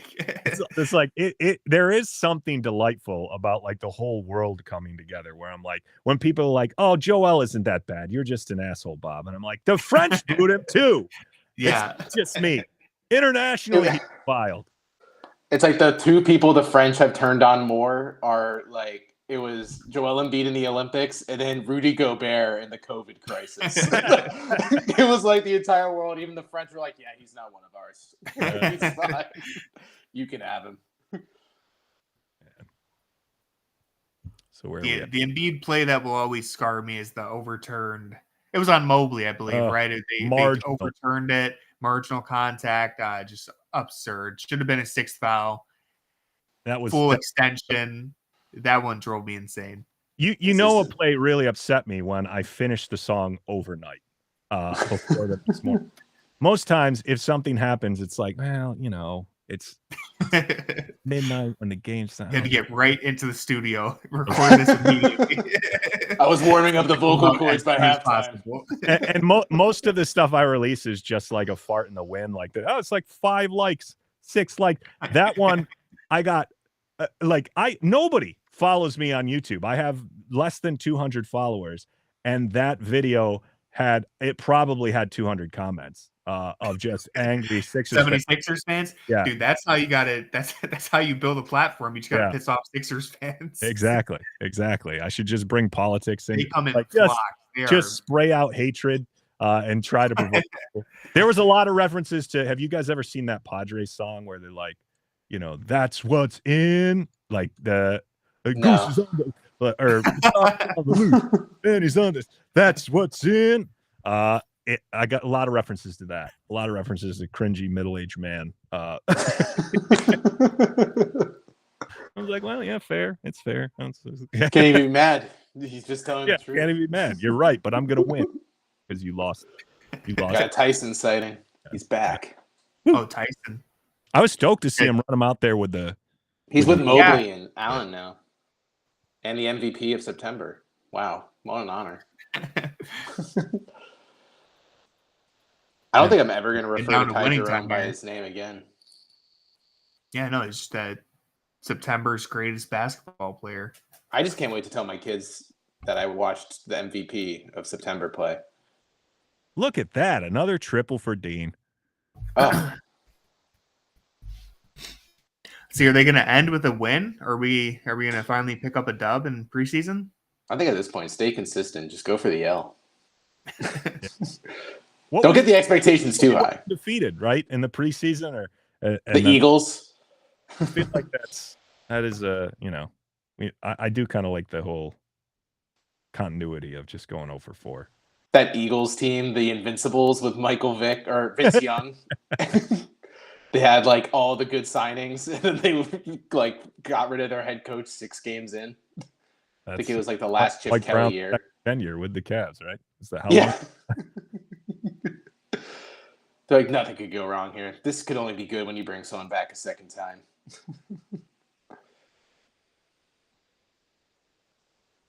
So what have you guys thought about have you watched any other preseason games, guys around the league?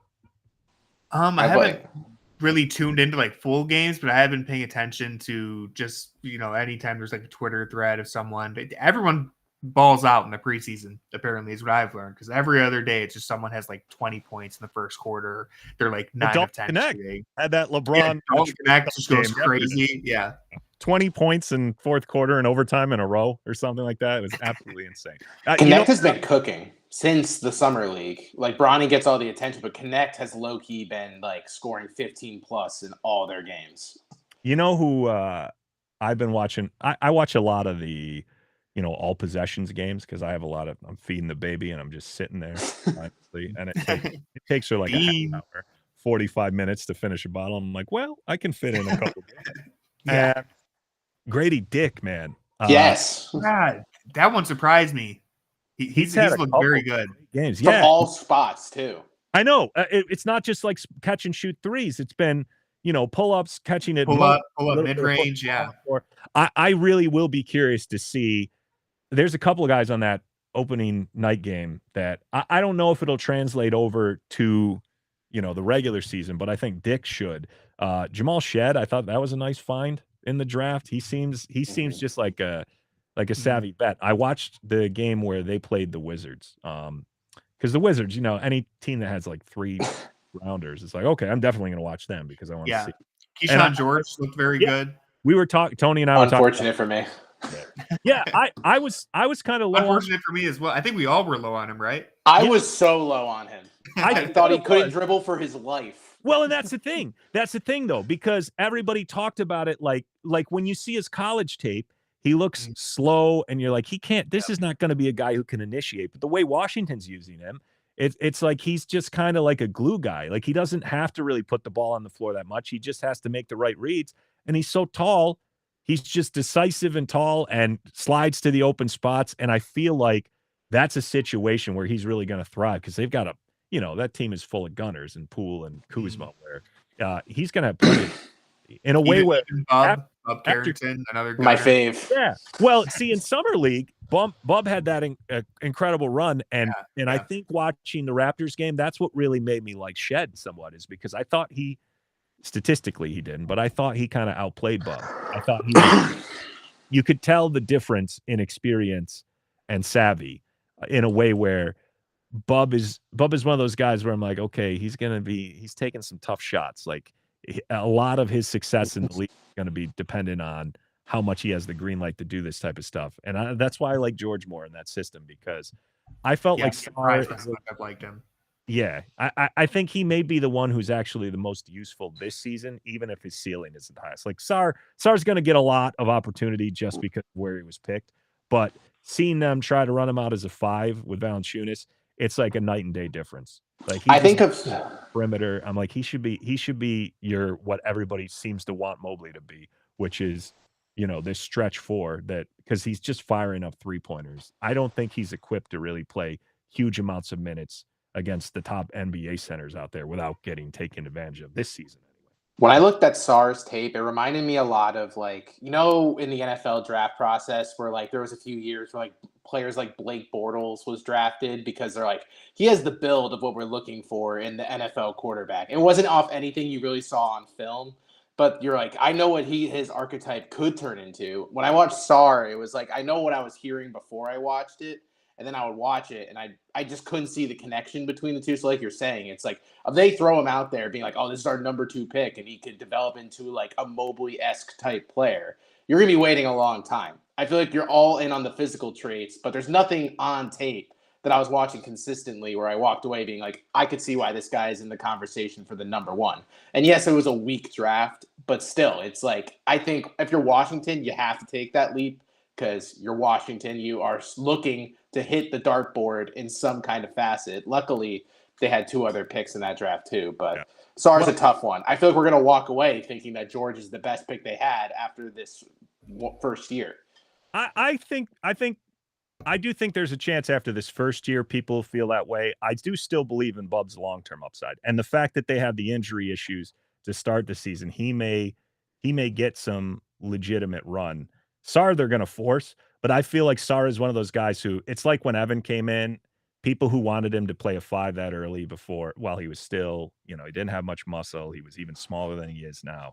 That's going to be what's following Sarr, I think, to some degree. And I also think Valanciunas, he might not be great, but he's so reliable in what he does that it's going to be a situation where the people who want to win games are going to be hoping for a little bit more of Jonas. And the people who are just all in on a tanking operation will be fine with them just rolling Sarr out there as the lone big man for long stretches of time. In watching Atlanta, like in the Summer League, I didn't think Sarr or Reece Shea looked that good. I saw more of what people liked in Reece Shea watching. Me too. But the thing that's interesting to me about that pick is you watch that Atlanta team, and with Jalen and DeAndre Hunter, they just have all these long wings. It seems like so much overlap in terms of, positionally what they have. That I did watch that though, and I finally felt like, okay, I see the appeal of what they're hoping he can become, because I forget who they were playing. But there was a game where Richelet just dropped the ball between his legs on a fast break to the guy coming behind. Like, okay, to see a dude who's 6'9". He's got some game. Yeah. Yeah. He seems like one of these guys who, it's the same thing I love about George. I think he can do enough things well that he's not going to be a liability out there when you play him. He may not be the star night to night, and he may not score a bunch of points every night, but he's capable rebounder, capable with the ball in his hand, capable creator, which should do a lot for him in his rookie year, especially on these rosters that are, in a developmental mode. No, it feels tough for those types of players because, like, if you think about, people are going to constantly attach the draft picks number to these players and think of their success on that type of scale. But if you always zoom out, and it's like the Okoro thing. Like, everyone's like, Okoro sucks because you're thinking he's the 5th pick of the draft, so he should be X, Y, and Z. But you have to also zoom out and look at what the draft was at the time. And these, like, the Hawks hit on Richelet because he turns into a solid contributor for them, a starter, the 3 or 4 that they're looking for down the road. But he's not going to, like, usurp Trae Young as, like, their star player. There's going to be people out there that are like, that was such a waste of the first pick. But it's like you have to, like, just look at the 1,000-foot view of that draft. Because, like, it's just, if you think that Richelet needs to play like a number 1 pick, like a flashy Zion type or something like that, where you're going to, like, he'll be the face of the team down the road, then you're going to be sorely mistaken, because no one in this draft was profiled to be that type of player. Yeah. Yeah, no, I agree. I'm eager to see what it's going to look like for some of these guys who come in later. Like, I've seen way too much of the Kings this preseason, which is absurd because I just feel like there were games where they were playing. I've been watching, I do the Clippers radio stuff. So they played them last game and I was watching that, and they have 3 dudes coming off the bench all named Jones. I hate their whole second unit. I despise it. I think it's boring, and I don't look at anyone as being like particularly talented there. Now, admittedly, Monk hasn't been, playing. So but seeing that team and then seeing like Golden State, who now I kind of love their second unit, seeing Clay go away and seeing them bring in Heald and Melton and Slow-Mo. I think that's a team that I'm like, yeah, I don't like the Golden State Warriors, but I like the moves that they made. And I do love preseason mainly from the standpoint of trying to kind of assess guys on second units who may be capable of doing more. Because while I realize a lot of this stuff doesn't necessarily translate, I think there's been years in the past, like we were talking about fantasy earlier. I remember one specific preseason when Jimmy Butler just exploded before he got to take over, the role that he did in Chicago. And you could see it. You could definitely see it in preseason. And people, and I know people were like, well, preseason doesn't matter. But there are certain traits you see where, like, to me, I'm not saying Dick is going to become like an all-NBA player, but I think you can see a definitive difference between what Toronto thought Dick was when they drafted him and what he's grown in his game over the course of the past year. And watching this preseason with the Raptor stuff, because knowing that they're our first opponent, I spent a lot of time watching their games, and I think he's primed for a much better season than he had last year. And I think that's the kind of the fun part of preseason, is seeing those guys who you're like, okay, they're on the brink of really establishing like a legitimate role with some actual usage, not just like, okay, you're a 5th guy out there, which is what you feel a lot of times with Okoro and stuff, where you're like, okay, yeah, he serves a purpose, but offensively, he's just kind of an afterthought. And it's like, just please do something when we give you the ball.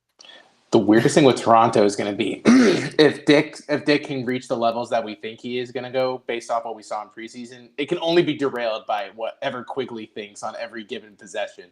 Because the fact that they just gave him all that money to basically greenlight him for 20-plus field goal attempts a game is going to just derail their offense. That's the other thing. This whole preseason has been without RJ, and Quigley wasn't playing. And so I don't know what to take from any of it. It's just been fun watching him play alongside Scotty and the, the 2-man actions and the way he's made intelligent like slips and dives to the rim and looking like he was going to set picks and then turning it into good 3-point shots. Like that part to me made me be like, okay, he's good. in his first year. Meanwhile, Abaji, I know we're years later, but when we traded him, I hate trading first round picks before you even get to see them play.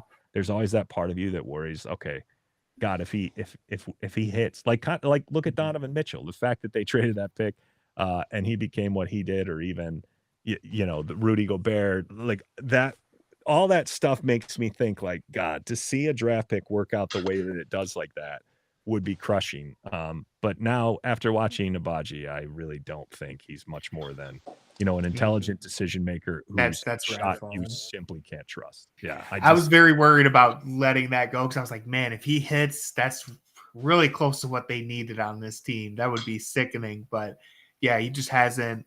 I'm not writing him off completely, but it doesn't seem like his ceiling is very high. Yeah. Well, that's the thing. You can't wait on a guy who was like a multi-year. He was already an older rookie. Mm-hmm. Exactly. To see him, he's not making mistakes from like a fundamental execution standpoint. His shot is just not reliable. When he gets it anywhere within the 3-point range, it just does not feel like it's going down to me. And when he was at Kansas, it seemed like he was much more solid on that front. It didn't feel like he was a funnel where it was only going to be the 3-point shot and nothing else. It felt like he was going to flash a little more. And obviously the defense, too, was kind of important with him. I just remember in that draft, I was so disappointed. I wanted Dieng so badly. Usman. I don't know why. It's like you just want to reach for the highest ceiling possible when you're in that back end of the lottery. And I was so deflated. But luckily, either way, I would have been disappointed. So it didn't even matter. That's the way to look at it. All right, not to derail our draft conversation, but 3 minutes left. Cavs down by 1. Yep, we probably did. They had Allen, DG, Mitchell out there, so it looks like maybe they actually want to try win a game here. We'll see if they come back onto the floor, but let's definitely lock in for these last 3 minutes. I will say, to wrap up our draft discussion, one guy who I have been impressed by and, kind of fits that mold of like just take the highest upside.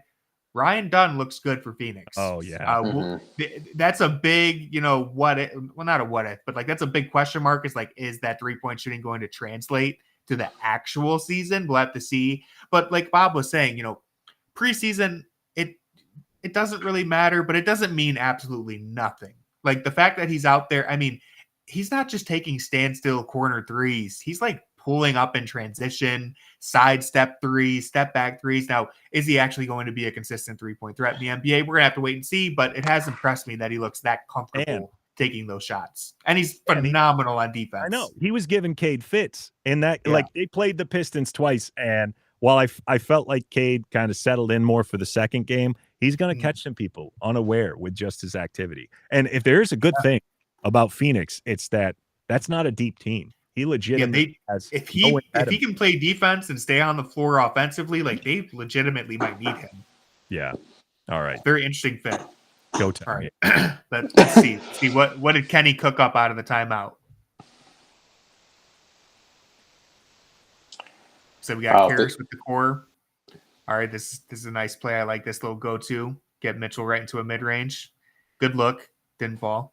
It's the Lakers' most valuable asset in real time, Talen Horton-Tucker. The man who sent Caruso out of town. Yep, maybe I should. We'll see who gets the last laugh. That's why LeBron was white-knuckling him on the roster. He knows what he saw. All right, foul. Good. Ticky-tack foul. Of course, if Mobley's the one to go to the line, we're fucked. Yeah, he's not been shooting great this game. No. What is he? Oh, he's 5 for 10. He started 1 for 5, so it's trending up. Yeah. Here we go. Let's see. He's going to make it. I'm calling it now. I don't know if I'm going to delay. Oh, look at that. The FanDuel live bets. FanDuel TV. FanDuel Network live bets. Mortgage your house for this He's next clearly Mobley free throw. Got to be. Clankety clank. All right, the play-by-play log is ahead. I'm cheating. Oh.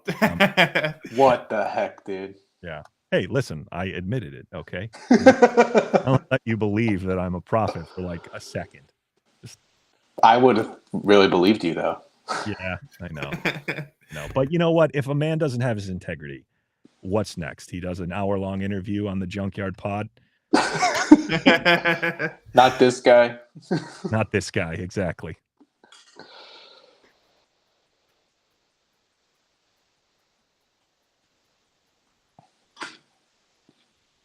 All right. All righty. Nice. I like that action, having Allen set the screen and then Mitchell come in with another one. Little misdirect. Like Garland feeling confident enough to take a step back three right there. Oh my God. See if Taylor can respond. Allen is in his bag. Held amount of assignments. Sanogo fighting for that board. Oh, okay, never mind. Oh, yes. Nice. Yeah. Woo! We love to see it. We love to see DG thrive in winning time. You love hearing that AC gargle out of excitement. Yeah. Did you see AC responded to a tweet today that said, AC, I'm bricked up. Can you get no? Oh my God. AC's Twitter needs to be in this deactivated. or deactivated, either one. I kind of like Twitter it's like verified. If you just never acknowledge it, people are always going to give you the benefit of the doubt. They're going to see. Oh, good pass. Nice. Beautiful pass. Beautiful. Sanogo really bit on that. Opened the lane up for Jared real quick. People are gonna be like, "Why is Corey commenting on Sanogo?" So he's really tuned into his development. He's the only preseason tape I watched. I just didn't want to tell Bob. Caravan would have also been there if he didn't opt back in. Well, they cut what? Omram Brit Rob? How do you say his name? Yes. Bob, how do you feel about Lamar Stevens getting waived? After destroying our souls. Talk about betrayal. Yeah, that's right. JB allowing that to happen after a really good game, honestly, in preseason. I got to say, though, man, that is like this is all without Thompson even there. They have some lockdown defense capability. I kind of like Lamar. I actually kind of like Detroit this year. Like they're not going to do anything, but I think they're going to be competitive. All that spacing they added, like between the fact that one of the questions on the Cavs survey was which extension for the restricted free agents in the second, and while he's not winning, I think Fontecchio should have ran away with that question. Yeah, he balled out against us that last game. Totally. To go from what they had to Tobias Harris, regardless of how much money he's making, to Tobias Harris and Fontecchio out there alongside Beasley and Tim Hardaway Jr. Like it's just so much more shooting around that Cade. Danny Ainge is going to lose sleep over losing Fontecchio. You heard it here first. Jaden Ivey's been shooting the ball well too. I don't know how much you believe in that, but I think they could be a fun team this year. Anyone will believe it more than Monty Williams did. I hope so. Monty Williams is like, yeah, he's pretty talented, but I need to see Killian Hayes for another 4 quarters. I need a guard that can't shoot. He came a summer too early. He needed to get to that cap space summer and just. Oh, Allen missed it point blank. Allen Crabbe or Killian. Gotta leave, boys. Can't.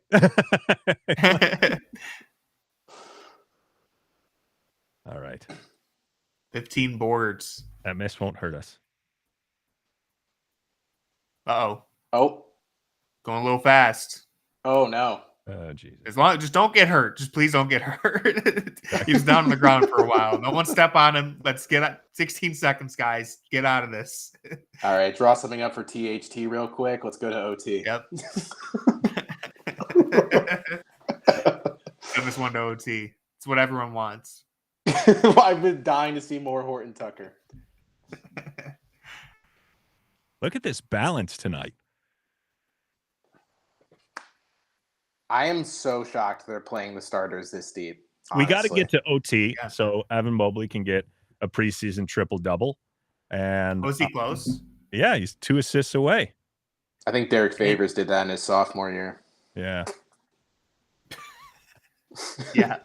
That since we brought him up again, the one question that I was thinking of asking, kind of wish I would have because we didn't really ask him about this at all, is the Donovan Mitchell extension. Because he was so I mean, he wasn't the only one, but Yeah, the national media, I wanted to look like broad, big picture. Like, why was the national media so insistent that there was no chance he was going to sign here?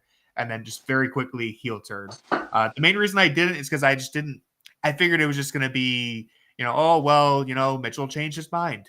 Like, that's what he was planning on doing. Then he changed his mind. That seems to be what all the national media members have said when this comes up, is like, well, New York wasn't available. This wasn't available. And it's like, well, some of us have been saying this for a long time now, that Cleveland's the best spot for him. Yeah. But we knew how improbable it was a year ago. Everybody knew the situation with, what you were looking at for Brunson's opt-out and what his cap hold was going to be. Like those things, that's what irks me. Where was he going to go? Yeah. Even with cap space, it's like, okay, guys, people kept saying, oh, like I remember Pinkett wrote an article and actually engaged me on the subject where I'm like, bro, I'm not trying to fight with you. I'm just like, this is absurd. Miami is a second apron team. How the fuck are they going to compete for nothing? Like, I understand anything's possible if you're desperate enough. But why wouldn't the Cavs just say, I mean, I know Charles Barkley would say hero for Mitchell straight up, great deal. But why in the world would the Cavs play ball with that? Like, let's have a little common sense. Like, let's, it's okay to believe that somebody who works for Cleveland has a shred of pride and wouldn't just be like, oh, well, you want him? Okay, boss, here you go. A sign and trade, and you'll throw in the rights to Dwayne Wade's son? Awesome. Real quick, we have to point out the Cavs under Kenny Atkinson. They are a foul up by 3 team now. They fouled Chicago up by 3. JB never did it. I'm conflicted. It's the smart basketball play, but it is a disgrace to fun. So, well, here's the thing. I'm conflicted in the sense that I'm all for it when you're on defense, but when we're on offense, it's an abomination. Yeah, don't do it. Exactly. So, the Cavs is funny. I'm pretty sure it's worked out for them every time that they have not fouled up by 3, which is kind of fun. Like, I know they did it. They got the stop on Dallas. I forget exactly who they did. One who they stopped, didn't they? Didn't it happen in one of the Bulls games last year? I feel like they fouled. It might have. They did it a couple times. Didn't. That's what. Oh my God. They let Kobe White shoot a 3, and he missed it, and we didn't get it. And then I went on talking about what integrity we have when in really we just lucked out. It just didn't blow up in our face. Whereas if it had blown up in our face, it would have been days worth of fire JB. But it might have blown up in our face this time now. Oh God! You all laughed when I said THT. He wants extra quarters. He wants more time. Yeah, well, maybe listen, if this gets us to a preseason trip dub, I'm willing to sit through it. Yeah. It's worth it for the agenda. Yeah. My MacBook, which has dropped all the way from 100% when we started to 20%, might beg to differ. That sounds like another quarter. Can you not plug it in? Right. See, here's the thing. I'm hardwired into the internet, and I had my mic plugged in, so there's no space for a charger. God damn it, Tony. So I know I have to buy a USB hub. It's been a whole process. Like I said, these streams have really shown me how underprepared I was. I have the most insane there's cables everywhere. Everything's plugged in. Oh, I have cords all over. I have, of course, MacBook has to be complicated with the USB-C. So I have 2 adapters to plug in. It's just it's a whole mess. I literally have my internet cord. My Ethernet cord is going from downstairs up through the laundry chute, through the hallway into the room. So that's the janky setup that I'm working with. Yeah, I am running just an internet cable hardwired from the route room in my house, on doorway. See, that's really simple. I like the laundry chute route though. It's a nice story. Here we go. Game winning play. DG in the corner. I like that shot. Oh. Allen. We're going OT, fellas. That would have been too poetic for Allen to hit a game winner with Fear the Throw on. I know. It would have been poetic. Bricked up. Retweet AC. Can I get a let's go Cavs? That's how you get AC to reply. You just frame it like you're, a regular Cavs Here's fan, a picture and of my will penis. Go along with it. Can I get a Is that a Ty Jerome picture?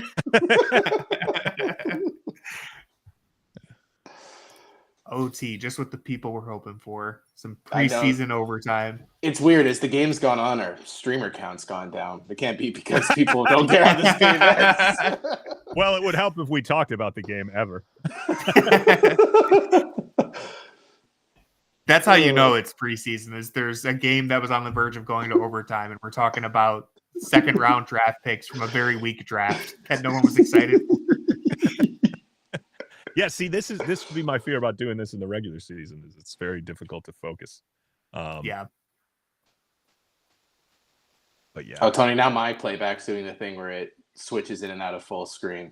That's awesome. Dude, it's been doing this to me the whole time. I've just kind of given up on full screen. I'm like, I don't know what I did. I was blessed a minute ago. I don't even care anymore. I'll just watch it on this tiny. That's the other thing too, is I'm watching it on like the tiniest screen possible. Oh yeah. So, You're like, these streams have been a lot of fun though. We do appreciate everyone who tunes in. It has been fun. I would hear the No Dunks guys talk about this platform, and I'm like, this seems fun. I think I would enjoy doing this. Yeah, it's cool. It's cool that they have this set up this way. So how does it work in terms of with the like legality of League Pass and all that? So all I know is that this is through Fear of the Sword. So I know SB Nation, like Harrison, kind of just told us what to do. And we basically have a League Pass subscription that we use. And I think Playback is like partnered with League Pass. So you're allowed to use it on here. When we stream, we're doing simulcast with YouTube. The YouTube feed just shows our face. You can't have the audio or the League Pass stuff. And like if we clip things, I know they were telling us there's like a little training video. It's very deliberate. The longest clip you can make is 5 minutes because that's like the copyright choice that League Pass made, is like you can share something 5 minutes, no longer. And they said it might even change in the future. It might be shorter than that. I don't really plan on posting a 5-minute clip anyway, but you never know. So yeah, basically they're just like, as long as you're on Playback, you can have the video. Any other feed that you're going to stream to, it has to just be your camera. Okay. So then what is the thing? I saw it said something about like, we're giving out 20 blah, blah, blah. What did that? Yeah. So that's, we have you on a VIP right now, which is basically just, you can watch the stream with us. There are people who watch Playback who are just watching our cameras. They don't have a League Pass account. Or if you're in Cleveland and you do have a League Pass, and the blackout restrictions are just, we all have our issues with that. The VIP that we get to give out every stream is basically just to bypass the blackouts or to let you watch along with us. So okay. And that's through being with Fear the Sword. Okay. See, yeah, I've simultaneously I'm running both, and this one's slightly behind the other one, so that's how I was able to see the thing. I'm like, but yeah, I didn't know how that worked. Where I was like, that is pretty convenient, because I do hate the blackout element of things. Yeah. I wouldn't be able to watch this preseason game do. without it. Oh yeah.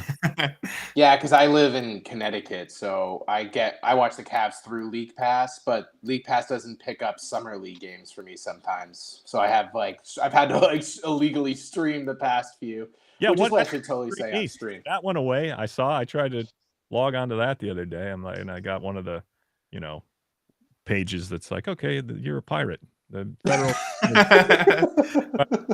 Okay. Because when my wife's family lives in Kansas City, and it's a dual blackout of both Denver and Oklahoma City. So like anytime that they have those games, if I'm in town when that happens, like, this is bullshit. There should be no place where you're under the blackout rules of two different teams.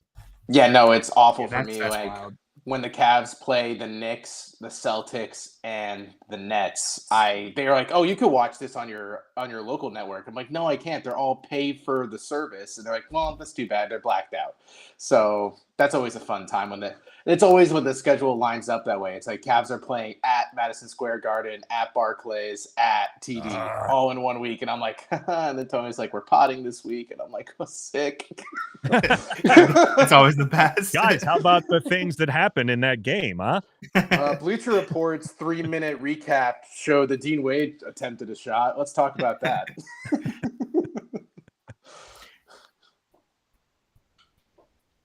All right. Guardians are getting spanked right now. It was 3-2 when I last saw. 6-2 now. Oh, That's tough. As someone who has been a longtime fan of this team since like 3 weeks ago, this one hurts my soul. pour one out. as a Mets fan, as of this series, I'm telling you, I'm riding high off that win today. Yeah. Good job, guys. I'm not. I wonder if I can play audio through this thing. I do all the Dodgers stuff. So I've already made my World Series promos. And I had to make another. That's why I was here at halftime, because they lost. I had to make a stupid Game 6 promo for Sunday, creating extra work for me. I'm so sorry, but let me tell you, it really feels great for me, again, as a fan of this team since last week, that I can rise high knowing that Pete Alonso is still hitting home runs, because he's been my fantasy keeper for like 5 years, and he sucked this season. So glad he could pay out when it didn't count for me. We have someone on Twitter was very upset that the Cavs decided to foul up by 3. He said, Kenny actually sucks. Laughed my ass off. Been awful in the preseason. Hopefully something clips, or hopefully something clicks, or we might have an awful start. I agree. This 0-3 in the preseason, unacceptable. And then how does he respond? He throws JT Thor in. Oh, man. Yeah, look, what is he, throwing the game? I mean, when JB did this, we were on him. So it's only right that we give Kenny the same treatment. Yeah. Reprehensible. But then I again, do think it's kind of funny they left the starters in and now overtime. It's just like, we don't care Jules, anymore. it's your time. Right. Hey, he can shoot. That's what I am completely unfamiliar with this game, but I will say he does have a jump shot on him. Certainly. Luke, don't ever say we didn't give you real game time. Now get out there. Pete Nance is on the floor. I don't want to hear people complain about Bronny being in the NBA when I have to watch Pete Nance every couple weeks in the preseason. All right. It's not very often you get a 3 family lineage legacy player on the floor. Bronny's old news, dude. He's 1 on the line. Can you see the graphic that how do I get this? Yes. We pointed that out. We were like, they had to make sure that Bronny was included on that. Also looked way more ripped than LeBron in the picture we noted. Do we think they're going to share the floor together in Cleveland? I would say probably, right? Oh, that game's in Cleveland, right? Yes, it is. Yeah. I think so. How early in did JJ put him in off the end of the month, right? It's right after the next October 30th. Yeah. Okay. So we'll get LeBron Halloween costume and Bronny, hopefully. He'll do the Beetlejuice costume. He'll do a family Halloween costume. Like a donkey, like one of them is the ass and the other. Oh my God. They're the goat. He's just the rear end.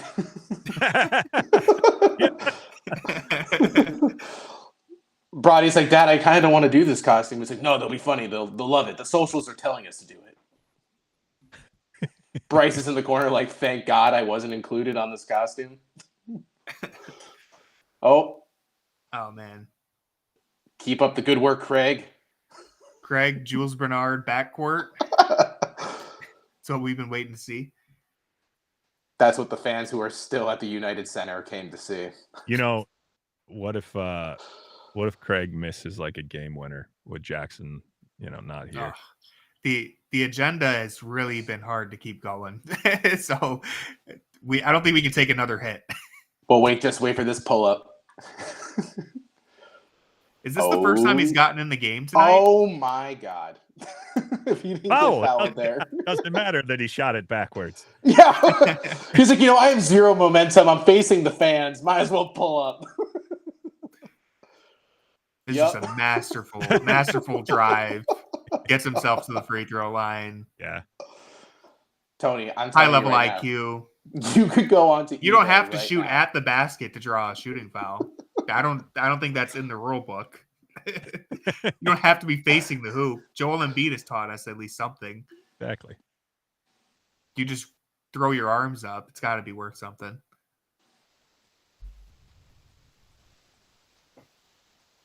Oh, AC saying he had a good season last year. Obviously, he watched that 5-game stretch. Denver was a revelation. That was his favorite Craig game. That was a huge moment. Yeah. If he didn't have that Denver game, would he be on the roster? Well, he did. He did have the Philly game right after, I think. So he had an insurance game just in case. Just in case the Denver game just got evaporated, like Thanos style.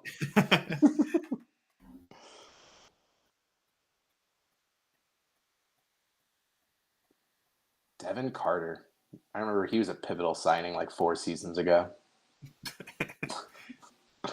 The Bulls have a lot of, that guy. Yeah, they're stacked with them. Duarte's one of them. Yep. Look at that rebound by Craig. There we go, Craig. Run the floor. Great pass. Stop being selfless. Put your head down. That's a good take. Jules.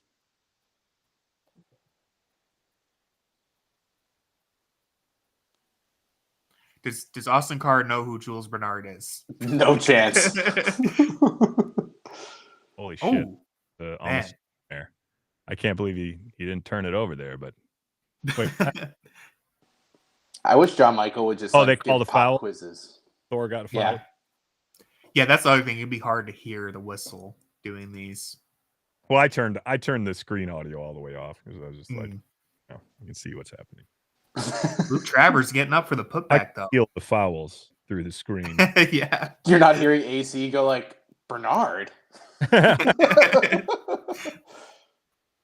If I was John Michael and I was just bored in the preseason, I would just ask him random questions on these fringe players and be like, what was your favorite part about Bernard's college tape? AC was like, he's just, a spark plug.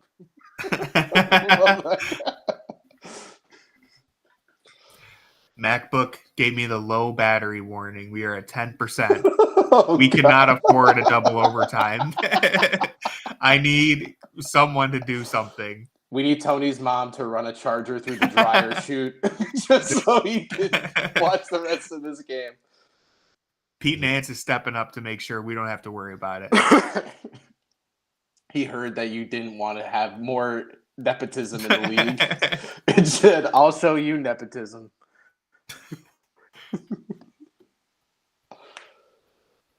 Isaiah went to Philly, right? Yeah. Isaiah got signed. That'll be interesting. Was it an Exhibit 10? Was it Exhibit 10? Probably. I think so. He's already gone. Get back. I saw. Is he already gone? Oh no! It was a 2-week flopping intensive with Joel, and now he's. Joel needed someone to throw bows into for training camp. I was like, Cole Swider, another Syracuse guy, bit the dust today after we traded for Elijah Hughes or whatever we did, signed Elijah Hughes, I should say. We should. That's what I want to see this team do. I want to see him stock up on all of my past Orange players and put them in the charge. It would only be fitting if they wear those retro Cavs jerseys. They wore those bright orange ones. Exactly. Greg, step back 3 with contact. That's what I love about him is that he will only take the most difficult 3-point jumpers. He's like, I know 3-pointers are hard for me open, but I'm going to make them even harder. You know what? It's a 3. I'll take a 3. And he over gave a 2. like a little dance there, a little like arm wave. Travers looked like he rolled his ankle on that. Okay. So clear out for him. Jules is just adding to the drama. He said, I don't want to score with the lead. I would on a walk-off. Sonogo, come on, man. We're trying to get through this. Gotta keep your head in the game, man. UConn legend. The way too short center.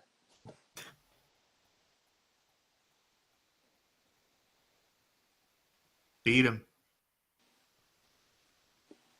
Oh, dude, they're running through Bernard. I was gonna say they really believe. Oh, that might have been something. That was a carry. That looked like something. It looked like he literally took the ball from fringe out of bounds and scooped it over. It was like hidden, so he's like, the ref can't see this. That was wild.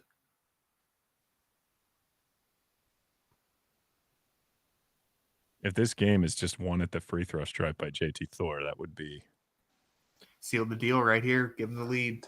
That's what me and Tony were hoping. Look at that. I said at the start of the game is that this game could be decided by JT Thor at the free throw line. You weren't there, Bob, but in our keys to the game, JT Thor was the leading headliner. Yes, as we all expected. Our keynote keys of the game, JT Thor. All right. We're really going to run is this a TV timeout for a... Yeah. For THT. Let's draw another good play up, boys. Make Braun proud. What do you think Tristan sees regular season? Is what we've seen here? You know, I have a hard time taking too much from preseason when it comes to vesting, you know, vets. Do you think it's a certainty that he's not in the rotation opening night? I don't know. I'll be interested to see what direction he chooses to go, because it seems like he likes playing Dean Wade at the 4 and even the 5 potentially. I think, but obviously it depends on if Dean's healthy and available. Yeah, I'm curious if we can get by. I'm really hopeful we can get by on a 3-man big rotation, but I guess I'm just not supremely confident. I feel sure like he's going to be a point stagger. where they need him. Yeah, I hope it's just in the case of an injury, though. If we could get by on a night-to-night basis when everybody's healthy, just running those 3. If Tristan can go like 2 weeks without the NBA doing another testing period, he should be good to go. He's got to. We'll be like, Tristan looks great. Right back in the fountain of youth. I'm kind of hoping he staggers. I think that's what my hope is that he kind of starts to stagger Allen and Mobley and kind of play through. I thought you meant cycle his steroids. I'm hoping that Kenny kind of forces the pills out accordingly.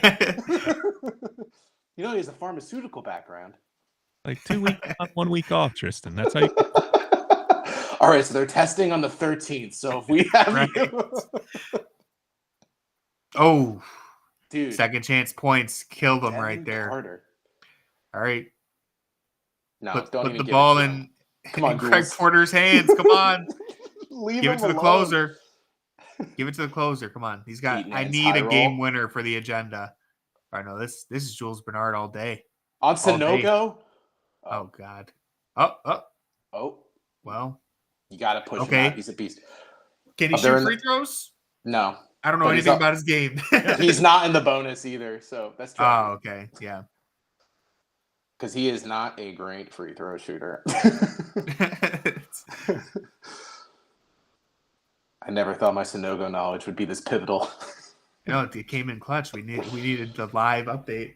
You want a 6'8" center that Scouting can't spread the report. floor? Sanogo's your guy. Sign me up. Klingon? Never heard of him. I only care for Sanogo.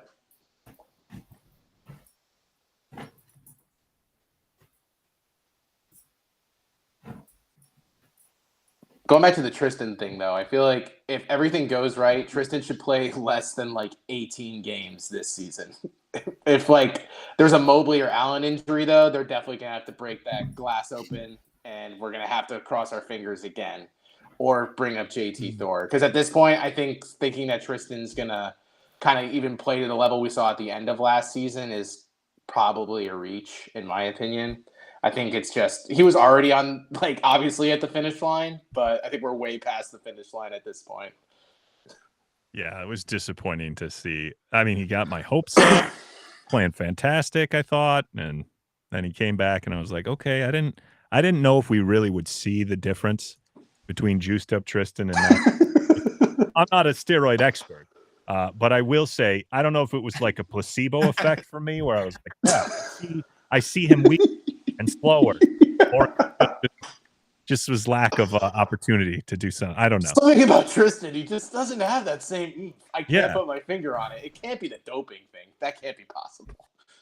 Well, how quick do you lose it? You know, I think we as a collective, I think the Junkyard Pod needs to, in addition to their fantasy basketball league, start a juicing competition and see who gets the hugest before All-Star break.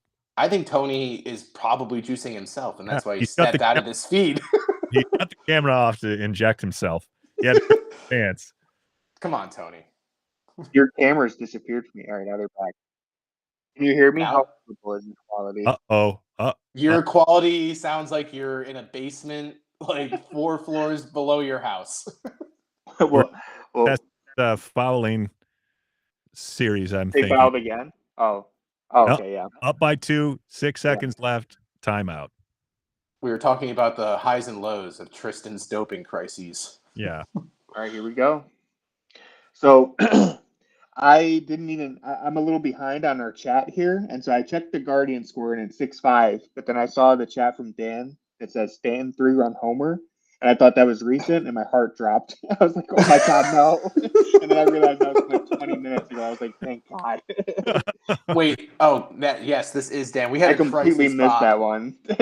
There was a crisis in our chat, Bob, of Dan and another guy who we thought was Dan, but turns out no, it is Dane, like Dane Cook. I wonder, can I change my username to Dan Highway and just do unsavory things in the chat? Nope, it doesn't. I'm changing my name legally to Dan after this stream. Dan Highway. Tell me right. Nope, will not let me. Okay. I know. It took me so long to realize, even though it says right below the username thing, like you can't put any special characters. No, I'm like, what is happening? I can't. You're gonna do Dan Highway _. Yeah. You're like, got him. Wait. Never mind. Let's see. Dan Highway. How do you put the eggplant emoji? Bricked up Dan Highway. Dan Highway. Can I get a hell yeah, AC? Please. All right. Here we go. Who takes the final shot? Jules, obviously, I'm guessing. Dude, obviously. Jules for 3. Oh. Uh-oh. Oh, no. He's got a shaky handle. He's got my nothing. screen froze. All right. Well, that's he made the shot, right? Yeah, he totally made it. Off to the G. Did it come close? No. Oh, that's unfortunate. Oh, you couldn't see that, Tony? It froze as he was going up with the shot, and then Lost the handle. He went up. I don't think he even made it to the rim. And he Dan said it best. What a wet fart. Yeah. Yeah, that was the preseason, really. We had the greatest moment of my life is when Evan Mobley was, going coast to coast every play in that first game, and then the rest of the preseason it felt like preseason. Yeah, I'd like to think that Jared Allen proved himself. Jared was awesome. Yeah, that's a high point. He'll probably drop 10 more spots in the rankings. Yeah. Yeah. Oh, this moved him down to maybe 80th. I don't know. I'm kind of feeling like Taylor Horton-Tucker moved up pretty high. You got to make space for him somewhere. So Jared Allen probably gets bumped down a little bit. Yeah. Honestly, I know Jules Bernard was rough down the stretch, but I'd put him ahead of Jared Allen now, too. I think I would put Craig Porter in the Pistons game above Jared Allen, honestly. Yeah. Just off his potential, He's only, 2 years, 3 years younger, but I see a lot of Mike Conley and Craig Porter Jr. I don't know what you guys are talking about. Let's see what our opponent did tonight. We've got another solid Scotty Barnes game. Let's see how Grady Dick did. Grady Dick had 12 points, 6 boards on 5 of 14 shooting. Not a fantastic outing for him. Well, he didn't switch on to Al Horford 5 consecutive possessions in a row either, so that's tough for him. Al Horford was like, "Wait, what's happening right now in preseason? I'm getting ISO'd by Grady Dick." That was the best part about that highlight, where they're like, "Grady Dick built different." I'm like, Al Horford built older. I do like how emphatic the Raptors announcer says, "Grady Dick." I know. I haven't even heard one of those calls yet. I'm gonna have to get on that. I want the Hornets announcer to be there for a Grady Dick highlight night. Yeah, he'd lose his mind. Whenever someone completely misses the shot, he goes, "Oh dear Lord!"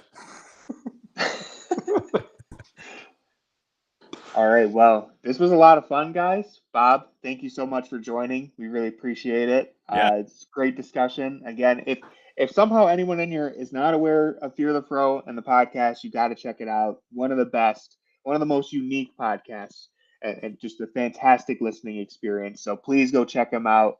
And we thank everyone who tuned in for this fantastic preseason game, if I must say so myself. Does anyone have any parting words for the chatters? No, we'll see you next week with the opening night. Quite the long layoff here, but a lot of time to soak in this 0-4 majestic preseason of ours. A lot of time for AC to learn who Jules Bernard is. Yeah. we got how many days till the season starts? Is it Wednesday? Yep. It's Wednesday. So we got some time to recover from that 0-4 skid. Hopefully they can, bounce back and enter the season in full strength. Yeah. Kenny might be coaching for his job already, according to some. We're giving him the Uncle Phil here. We're throwing games, and then we're going to take out Lucille on Wednesday. Fuck up Scotty Barnes. Stupid game. Grady Dick's not going to ISO us into oblivion. Quigley will be there and shoot them out of the game by halftime. All right, y'all. That's going to do it for this one. I'm not 100% sure when we're going to stream next, so just follow, subscribe, check up on Twitter. We'll let you know. And go Cavs.